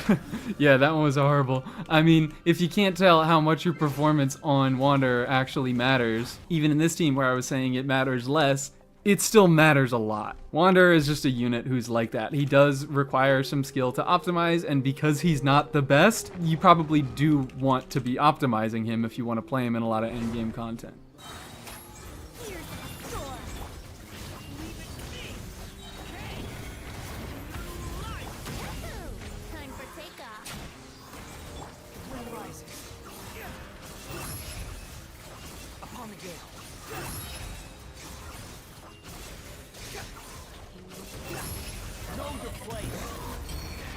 Ooh, alright. God, if I had played a little bit better there as well. Die, funny man. I think that's enough of the Animo stuff for now. Maybe I would just like to end off with a really strong last team core from Durin that a lot of people have been looking at. Yeah, it's Overload. Fischl isn't as dominant in Overload as she is in Aggravate, but she's still an incredibly strong unit worth considering at a baseline before even factoring in the Hex and Circle stuff. Let me remove the eye to make my point here. With this team structure, you are getting 75% Pyro and Electro Res Shred. You can get a team-wide 40% attack from a fully built Chevy, and a 22.5% attack buff from Fischl to herself and your on-fielder that gets boosted to 45% at C6. With both of these 4 stars at C6, that is 75% Res Shred on both elements, with 85% attack and up to 60% damage bonus to your and your on-fielder that gets boosted to 45% at C6. With both of these 4 stars at C6, that is 75% Res Shred on both elements, with 85% attack and up to 60% damage bonus to your on-fielder. Oh yeah, and it also has 2 of the strongest off-field damage dealers in the game. This is a ridiculous core. This is especially impactful for someone like me, who does not have good overload options. Varesa, Mawika, Arlecchino, and Clorand are pretty much the 4 premium overload carries. and I have none of them. All my pyro and electro carries don't really love being run in overload teams. Some of them will function, but it's not great. So when accounting for the fact that I also do not have C6 Chevy, to be clear, it's not like this is a massive game-changing constellation, but when you're working with suboptimal stuff, getting smaller improvements like this is much more important than when you're just playing meta teams. Basically, Varesa doesn't need C6 Chevy to comfortably clear content, but Pyro Traveler might. So I've kind of had C6 Chevy to comfortably clear content, but Pyro Traveler might. So I've kind of is much more important than when you're just playing meta teams. Basically, Varesa doesn't need C6 Chevy to comfortably clear content, but Pyro Traveler might. So I've kind of had weak options for overload on my account for a fairly long time, and Durin has come in and blown that out of the water. I mean, I guess. So I've kind of had weak options for overload on my account for a fairly long time, and Durin has come in and blown that out of the water. I mean, I guess it's not really surprising because looking at this team, these are legitimately just 3 of the strongest units in the game. I think I could make legitimate arguments to put all of these units in top 10. This core makes Overload a really functional team for basically any unit. My first instinct to put in this slot was Yanfei, just because I could. So let's play top 10. This core makes Overload a really functional team for basically any unit. My first instinct to put in this slot was Yanfei, just because I could. So let's play some Yanfei, guys.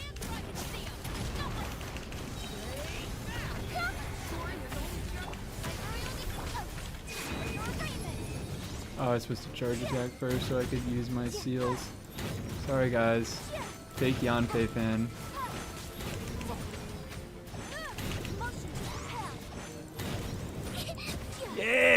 Yeah, one cycle Yanfei with bad play. That's how you know it's good, when I can one rotate this guy with bad Yanfei play of all units. Can't wait for her buffs. Can't wait to see how they make her better than Klee again. That was fun, so I'm gonna rotate this guy with bad Yanfei play of all units. Can't wait for her buffs. Can't wait to see how they make her better than Klee again. That was fun, so I'm gonna do one more time.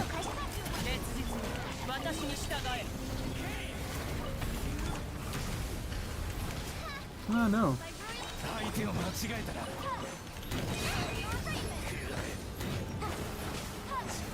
You missed, Yanfei. That's not okay.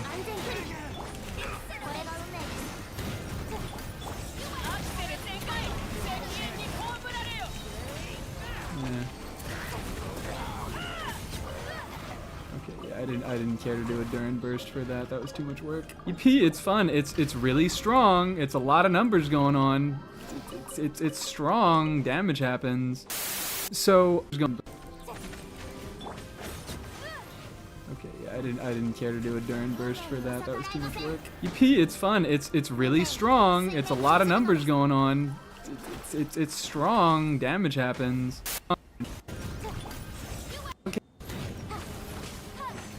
You missed, Yanfei. That's not okay.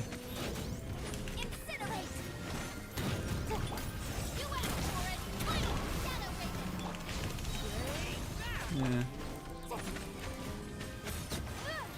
Okay, yeah, I didn't care to do a Durin burst for that. That was too much work. Yippee, it's fun. It's really strong. It's a lot of numbers going on.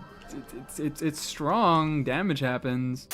So I recorded the video and I got done editing most of it, and then I realized that I basically did not activate or talk about dark mode Durin at all past the basic kit explanation. And sorry if that's something you were really looking forward to, but I just don't like it. To me, Durin is so much more engaging because of his supportive potential. If I wanted a pyro off-fielder that did damage, I would use Xiangling or I would have pulled Mawika. Additionally, it's not like his support mode doesn't deal damage. The multipliers are still pretty decent, and he shreds res for himself. So that's why I basically just don't see myself using damage mode Durin. I just don't think it's worth it, and I think he's much more fun when he's played as an enabler instead of when you're trying to work the team around him. But I should at least give you guys one rotation. And I can talk a little bit more about Mona. Aside from just giving her buffs, Hoyo specifically geared most of these buffs towards being usable with DPS Durin. Mona now has a thing where she grants your entire team vaporize damage bonuses when she does normal attacks. So the idea is to on-field Mona, do some driving, do some normal attacking, while Durin eats away those vaporize stacks and triggers some big numbers. So let's see how big numbers we can get with this funny, not fully built Durin. I'm so used to support mode that I just, like, when I was trying to figure out this rotation, I just automatically did support mode burst. There we go. Damage mode. Come on, big numbers. 82k, 72k, that's unvaped. 92k is vaped. Yeah, it's like, the numbers from this aren't bad. Okay, well now they're getting a little bit bad because our buffs are running out. But by no means is that an unviable playstyle. And of course it's still good with other units, it's just that Mona was specifically meant to do the job. That's kind of the intended DPS Durin team, but there's also a little bit of flexibility you can do. You can throw in Bennett to get your infused normal attacks, like I mentioned. Of course, Bennett is just an attack buffer, and Durin is an attack scaler, so it's not just for the infusion. Just like with the supportive stuff, there's a lot of things you can do.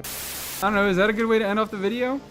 I guess it is. It feels like it to me, because that's really what Durin provides. He provides a bunch of options for cores, and as someone who loves team flexibility and doing stupid stuff, a unit that pairs with a bunch of other units that I already have, like, and have built, and creates different team cores with each and every one of them? I mean, just take my money. Just take my money. And I guess this is the part of the video where I acknowledge the title, because this is just everything I wanted from Mawika. He has a significant damage profile, so you still want to build him to be dealing damage, but he's not dealing so much that he is the centerpiece of the team and that he takes away from other units. He has a lot of very, very flexible supportive capability. He has incentives, but not requirements to be run with specific units. And those incentives don't just provide things to himself, they provide things to the other teammates. And is it unfair to say, wow, I love Durin so much because he lets me use Venti's buffs? Yeah, it's kind of unfair. At the end of the day, that is Venti's buff. Durin is not the one doing that. That's all Venti. But it seems to me that Durin was pretty clearly made as an extremely flexible unit so that he could be run with all these different Hex and Circle units and enable them without interfering so much. Like, of course, Durin giving Venti Animo Red Shred so he can DPS better. Anyways, I think that's most of what I have to say. I am in love with Durin. This unit is incredible. Not only is he an incredibly flexible unit that works as glue in a lot of the odd scuff teams that I love playing on my account, he's in an archetype that I have been sorely lacking, and I have been feeling that I have been lacking it ever since Mawika's come out. Not only does he fill that same slot as Mawika's off-field application, but provide a more supportive edge to it. He was also designed around creating team cores with a bunch of old characters that I didn't really enjoy or use very much, and he changed them into characters that I look out for, I like, and I don't even have to like make excuses to use them. They're just good now. Like, I'm telling you guys, I didn't get Durin Sig on a whim. I do really like Durin this much. This is the first time I have ever pulled for a signature weapon on a unit's debut banner. I have never done this before. But Durin is different, and I don't fully expect that Genshin is going to keep going down the path of Durin, and ultimately him being able to do as many things as he does is power creep. But I kind of just have settled for the fact that I think power creep is just gonna be a thing in Genshin from here on out. And if it's gonna happen, this is the way to do it. Flexible units that can fit in a lot of different creative team archetypes that lift the rest of the cast up with them instead of going ahead themselves and pushing everybody else down. Whether that improvement is direct through straight up buffs that are introduced to a character's kit, whether that is during affecting setups and allowing you to get longer durations on your buffs, or whether it's just giving units new options for good teams so they aren't bound in chains to the same 3-year-old C6 4-star. Why did they hate Wanderer so much? Anyways, I don't know if you guys can tell, I am in love with Durin. I don't even know what to say. I don't even know what to say. How can I end this video? I think I won't. I think I'm just gonna read off my channel members. Thank you to Dorsalfin from twitch.tv/Dorsalfin1. Nadrido, oh my god, wait. Rumpaltas? You changed the way you spelled your name. Pegby, Dadiz, Do, ZachZDR. Oh my god, Mudkip172 is now Mudkip1727. Why are you guys all changing your names? Big Soup, Buffalo Milk, DB, Bab, Aqua, AZ Bite, Pyre's Flower, Starnova, and we have 2 new members since the last video. Thank you for joining Tede Rose, and TSI Amat, I have to specifically shout you out because you joined while I was streaming and I forgot to thank you. So thank you for joining members. I appreciate your support. I hope y'all learned something. Have a lovely day.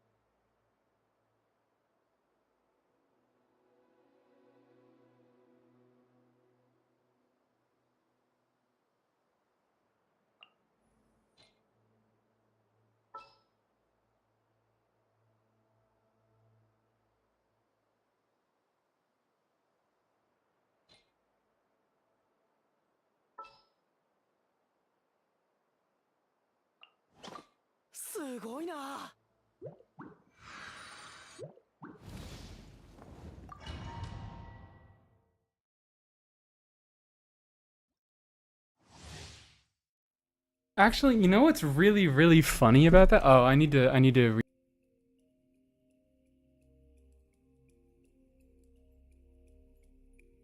missed crits with 94%. Well, just over cap, simply. Actually, 94 it feels kind of low for Mualani. I'll be fucking real. Anything that isn't like 97 feels low for Mualani.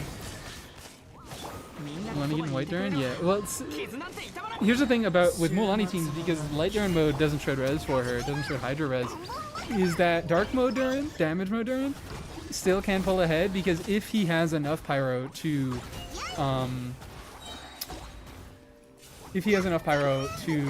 what's it called? Just, you know, apply enough Pyro so that she can get all of her vapes, then you might as well just go the Damage mode Durin, because he deals more personal damage. Money mains will always find a way. Okay, let me get some characters. Should I save him? I think I'll leave you for now. I maybe should have done Chevy, because Chevy is probably gonna be the least useful throughout this this theater. Characters are sword reaction increases by 80%, attack increases by 9%, up to 3 times. Okay, cool, whatever. Cool. Let's do one more character. Let's see if we can get a shit-ass character. Perfect! Perfect! I was fucking like, it needs to be D-Luke. I need to get D-Luke here because I want to get him so I can use him in this first stage and then just like have a unit to fucking waste for the first 2 stages. Perfect! That's our boy! That's our useless piece of shit. I don't know what it is about D-Luke. I don't really know what it is about D-Luke, but for some reason, I have just chosen D-Luke as the hill for me to die on. I think it's so funny for me to fucking hate him. Let's do... The music is already like a tiny bit loud again. What is going on, man? Like no good volume. It's just too slightly loud. Do we all agree that IT is the worst game mode ever? No, Stygian exists. He's like the lowest. It's fucked up. IT is actually maybe my favorite game mode. I don't think any of the endgame modes are good, but like for reference. I think they're all pretty rough and they all have their own problems. And I think IT is maybe the best out of them. I just do it the least because it takes the most time and it's the worst at like just showcasing content. Because obviously it's all random. I can't pick an IT team and be like, all right, let's go show this unit against IT. But yeah. Good Abyss is perfection. Yeah, that's Good Abyss is the best endgame content, but we have not been getting those. Those don't exist anymore. Those are not fucking real. Let's do, I don't know. Aoife, I don't think is gonna be that useful. We're gonna use Sucrose as like a Hexen Circle kind of, what's it called? Take me back to an F Abyss. Next Abyss is an F Abyss. Yeah, I don't really think it's decent. It's very heavily catered to an Effa, but like in Effa, just like she has you can do a lot of stuff with her teams, so you're gonna be able to run a lot of stuff with that. But you probably are going to need an Effa to do a lot of the goofier stuff in Next Abyss. What am I doing? I'm fucking running around. This is timed content. And I'm like, I gotta talk to my fucking chat for a second. I'm just playing like old ass, no buff Klee here. And I am already like, oh, maybe I should have not done that. Let's just do a little DPS Aoife, guys. Come on. Yeah, I need to do something a little more than that. Inazuma roguelike was easily the best game mode that never was. I don't remember a ton about it, so I'm not gonna say that with my chest. I do remember vague details. I do remember it being fun, and I wish they would do something in that format. Does the trial character get buffs? Yeah, they do, but I didn't have Hexen Circle stuff going on there. I would need Sucrose. I think I'm actually just gonna do this. Classic Pyro Swirl Aoife build. Classic. Unless you're talking about like just the general IT buffs, I don't see why they wouldn't. I'm not sure if they do get those buffs, but like there's nothing that says they wouldn't. Yay, Chaska! I love you for being such a great multi-target unit.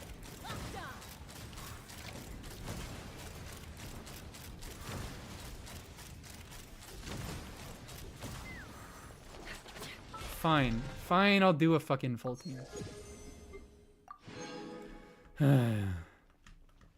I'm like doing as little as I can.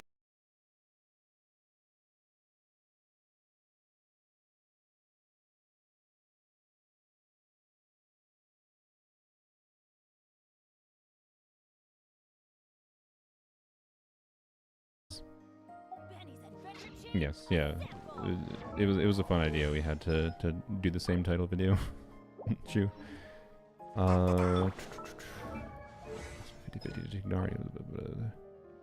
Yeah. That happened, Yuki. It's a functional team. Okay. Wait, do you have a C0 for now? It's good to know that it's functional at least at C0. C1, okay. A little bit better, but still, you know, it still has the same potential healing build-up issue. I don't know what your Mona build was, but okay, cool. Thanks for testing, Knockcat. Yeah, no Pyro Aura on the boss at any point makes sense, because yeah, I think primarily the vast majority of the time we had Pyro Aura was because of the extra duration from Dia's burst. Which is fine. It's a minor issue. C6 is overall still positive. It's a minor issue with C6 Dia that slightly reduces her value in that context. Did I finish crafting my thing? I don't remember if I did. Wait, let's just check. In our inventory. Overvape with Hydro Driver Durin? Yeah. That's kind of what I was thinking potentially as well. It's just, it'd be more satisfying to me to get some, like the theory I have in my head is some weird mix of vaporizes from his burst as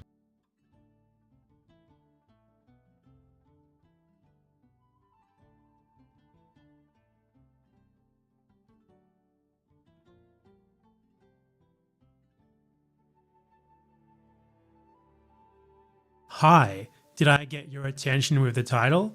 Good. Every single person in the US military is, at best, an accomplice to murder, theft, dispossession, or worse. That is the point of this video, stated up front. And yes, I also think the same about any other military that's used primarily for aggression against other countries or to repress locals. For example, those of Saudi Arabia, Russia, Israel, and Peru. And I'd also like to note that I'm only talking about volunteers, not conscripts. If you were forced into the military against your will, then this video is not about you. Unless you continue on beyond your required period of service, that is. And this video is not for people in the military who genuinely believe that being in the military is some sort of special good thing, who legitimately believe that they serve their country or whatever, or that the US military legitimately helps people. Everyone already knows what the US military does. And if you take a look at Vietnam, Afghanistan, Iraq, etc., and still somehow aren't convinced that it's just fundamentally an immoral institution, I'm not going to be able to change your mind, no one is. This video is for people who are in the military,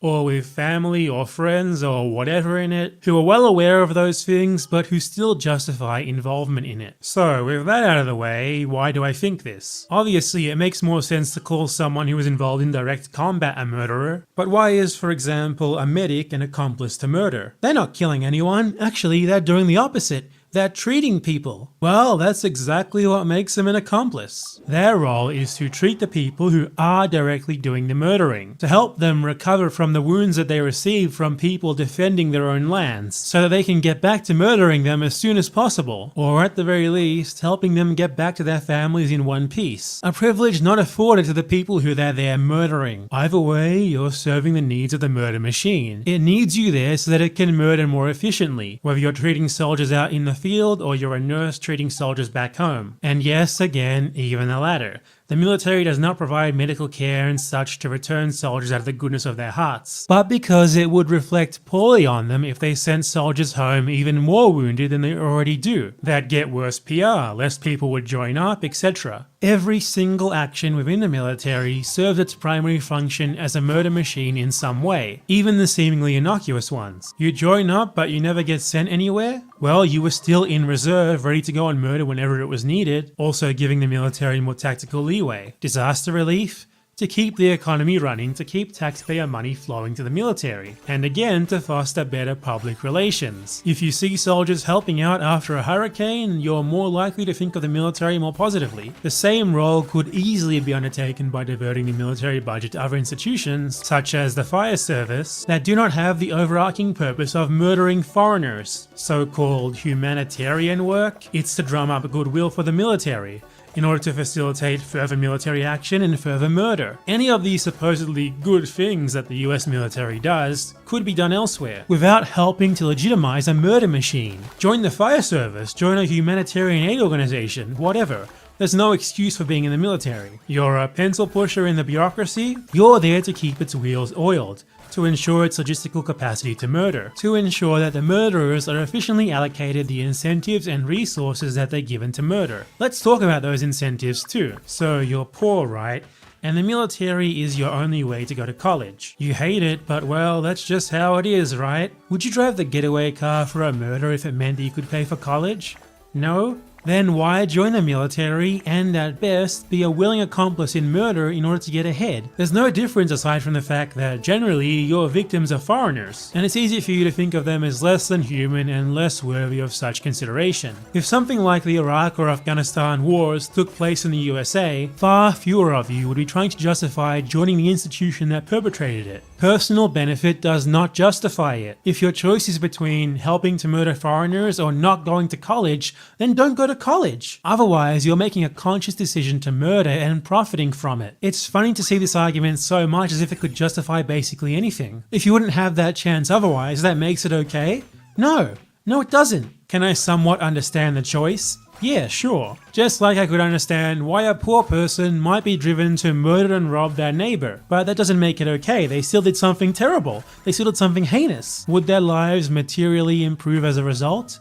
If they didn't get caught, sure. Does that make it okay for them to do so? No, they're a murderer. Just like the American soldier who signed up to murder foreigners, or anyone else in the military who's facilitating the murder of foreigners because they wanted free college or healthcare. Oh, but maybe they didn't know these things. Maybe they've been brainwashed to believe that the US military is good and so it's not their fault. People were brainwashed in much the same way into joining ISIS, for example. Does that make it okay to join ISIS? No. Yet I can't imagine these people trying to make that same justification. And anyway, the people who think that the US military is good and great think that because they want to. We live in an age where basically everyone, yes, poor people included, have a device that allows them to access the sum of all human knowledge in their pocket. If someone doesn't at least go to the library and search for information on the US military's latest wars before joining up, it's because they didn't want to, not because there was some coercive force preventing them from doing so. Does this mean that you're a terrible, irredeemable person for even joining the military?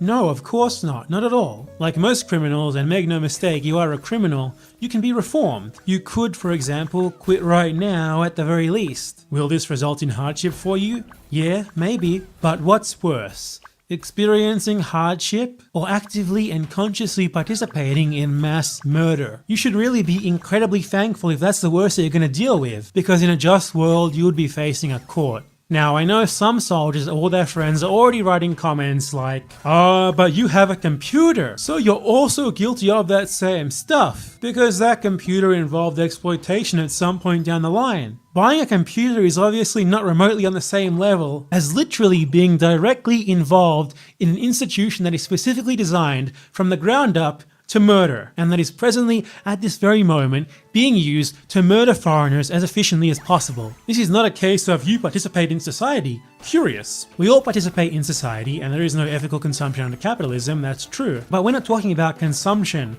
We're talking about you being personally involved in mass murder, while benefiting from it greatly. You're not consuming, you're murdering for profit. It's not the equivalent of buying a chocolate bar, buddy, nor is it at all the same to work for a company that engages in such practices. In that case, you're simply being exploited by them for your labor. You're just a bit more fortunate than the victims further down the line. A US soldier is not doing productive labor in any way. They're not involved in the creation of anything of any material or even abstract worth to anyone at all beyond, of course, oil and arms companies. Their entire job is to end and ruin lives, and everything they do, regardless of how innocuous it might seem, facilitates it in some way. So don't be ridiculous. Some of you just want to excuse yourselves or your friends or your family so badly that you'll constantly make the dumbest fallacious comparisons that obviously aren't remotely the same. As if someone buying a bag of rice from the supermarket is just as guilty as the guy who's on call to go and shoot foreigners at any moment. You directly participate in a machine that is specifically designed to murder. The sooner that you accept that and decide to take a moral stand and quit, the better for you and the better for everyone else in the world too. Or you can just keep at it,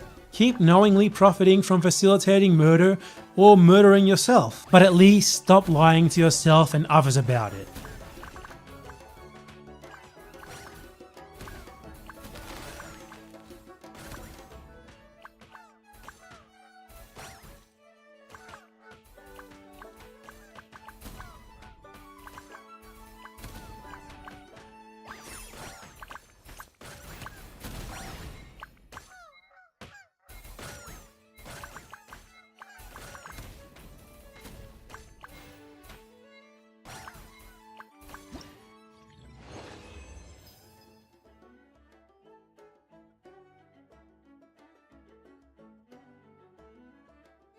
I made a video recently about the US sanctions on Afghanistan ever since the US pulled out and the Taliban took over the government there.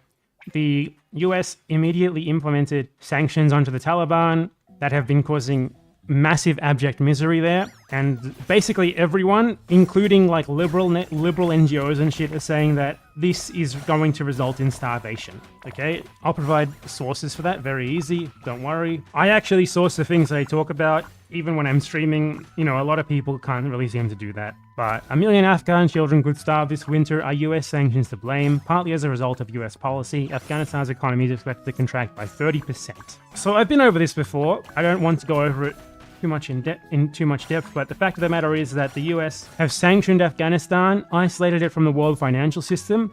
Afghanistan has enough food within it, but the damage to the Afghan economy has meant that most people can't afford it. You know, just like the way that this worked is essentially the US was propping up its puppet Afghan government, which had no legitimacy and was only there because it was propping it up. It invaded the country, it destroyed the country, and it propped up a government. It propped it up with tons of external funding in aid from the US, etc. When this government fell, the US seized the assets of said previous Afghan government. It also implemented sanctions on it. So obviously things are going to get fucked up very quickly. Now, of course, American imperialists will say to that, well, I don't care. The US shouldn't work with the Taliban or whatever. Well, we're not talking about the Taliban. We're talking about millions of Afghans. Whatever you think about a country's government, the welfare of that country's people depend on its government's ability to do shit, okay? Doesn't matter if you hate that government. So to be like, oh, tough shit, we don't like the Taliban. Yeah, communism is based. Just means that you don't actually care about the Afghan people and you're happy with them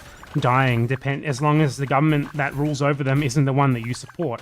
The reason why I'm talking about this again is because today Joe Biden announced a completely ridiculous thing. So yeah, just to reiterate my point that I was making there before I get into that, this article says the US-backed government was largely dependent on international donations to function, with over 70% of public spending and over 40% of GDP coming from aid. If you withdraw all of that, you know what's going to happen. You know what the consequences will be for normal people. Consequences that are far worse than anything that the Taliban is going to do to them in terms of human rights violations or whatever. Not even close. People literally starving and dying, suffering, their basic living standards going down is far worse than women not being able to go to school anymore. Than girls not being able to going down is far worse than women not being able to go to school anymore. Than girls not being able to go to school anymore. Than oppression of women.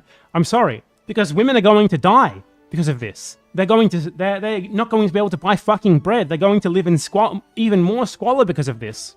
Men too. Boys too. It's worse. What they're doing here is worse. And that's not it. I was also talking about sanctions, but what Joe Biden did today is absolutely ludicrous. So there was about $7 billion of sovereign Afghan assets in the US, because as we know, as I've told you guys before, every country in the world has to bank within the US, the EU, the UK, etc. It's pretty much required to be able to access international financial markets and feed your people to run a functioning economy. So Biden signs an order to secure Afghan funds for aid 9/11 families. Now that aid part is misleading, because these are $7 billion in Afghan government assets. They should logically, in any remotely sensible way, just go straight to the current Afghan government, okay? Regardless of how bad they are. You know, even if you think they're corrupt, well, the previous government was incredibly corrupt, and that sure didn't stop you guys from giving them tons of money. Even if you think they're corrupt, a little bit of what they spend is always going to trickle down and alleviate at least a little bit of suffering. Doesn't matter how corrupt they are, that always happens. So just straight up depriving them of any sort of assets is essentially saying that you care more about like some sort of imagined ideal of preventing bad actors from getting their hands on cash than you do the fate of human beings who rely on their government to survive, who rely on their government at least functioning to survive. The $7 billion in frozen Afghan funds was held in the US, and he has allotted half of it for so-called humanitarian aid. Now what that means is sovereign Afghan government assets, which the Afghan government needs to revitalize their economy in general, not just to buy so-called humanitarian aid, is going to be controlled by the USA, which will dictate how they can use it. The way that this works is essentially like the US government pays a bunch of money to NGOs and other such companies to like distribute this so-called humanitarian aid to Afghanistan, and the Afghan government has no choice in the matter. They take it or leave it. It's the USA spending their money how the USA wants. And that's obviously incredibly fucking fucked up. Because the problem with the Afghan economy right now isn't necessarily that there's not enough food, it's that the average person can't buy the food due to the massive economic depression caused by the US and its allies literally just completely stopping everything that they were doing to keep Afghanistan afloat, which itself is a crime, because the reason why Afghanistan is fucked up is because they fucked it up by invading it and starting a war and occupying it for 2 decades. It's not because of the Taliban, it's because of that. So there's that. And the most ridiculous thing about this is that 3.5 billion more of that sovereign Afghan state money has been frozen in case 9/11 victims sue the Afghan state and win a case against it so that it can be given to them as compensation. Holy shit. The Afghan state did not let 9/11 victims sue the Afghan state and win a case against it so that it can be given to them as Afghan state money has been frozen in case 9/11 victims sue the Afghan state and win a case against it so that it can be given to them as compensation. Holy shit. The Afghan state, billion more of that sovereign Afghan state money has been frozen in case 9/11 victims sue the Afghan state and win a case against it so that it can be given to them as compensation. Holy shit. The Afghan state did not do 9/11. And even if they did, you know, the funds for its people should not be fucking taken to give to 9/11 victims, okay? Fuck off. This is $3.5 billion that is needed desperately to help revitalize the destroyed Afghan economy, which was destroyed by the US and its allies. This is theft. The USA is stealing this money. Straight up stealing. Imagine if another country like ruled that the US government owes compensation to victims of its wars or something, of its terrorist attacks, which it does constantly all around the world. The US, of course, would never pay up. It would never allow that country to seize its sovereign assets in that country, or whatever it had, in order to pay that. And we're talking things the US actually did. In this case, not only did the Taliban not do 9/11, but these are not the Taliban's assets. These are the Afghan state's assets. This is the property of the Afghan people. This is fucking ridiculous. Yeah, it's Germans suing Holocaust victims for Dresden reparations. That is how ludicrous this is. The situation in Afghanistan now is worse than it was before. Far worse than it was. Far worse than it was under the US occupation. And this is not because of the Taliban. The Taliban is shitty. They've made a bunch of awful policy choices. Or policy choices is a bad way to put it. I'm sorry, that makes it sound like a fucking neoliberal whitewashing shit. But you know, they have factually oppressed women and been killing political opponents and stuff. But that pales in comparison to what's being done to Afghanistan and the Afghan people right now through sanctions, through this freezing of assets, through this stealing of Afghan government assets, through this economic warfare being waged against the Afghan people in order to get back at their governments. Not even close. That article that I cited earlier said 2 million Afghans are at risk of dying, citing multiple credible sources like liberal NGOs, the UN food program, shit like that. So like, when these like liberal institutions who are normally on the side of the US and so-called human rights are saying this shit about it, you know that things have got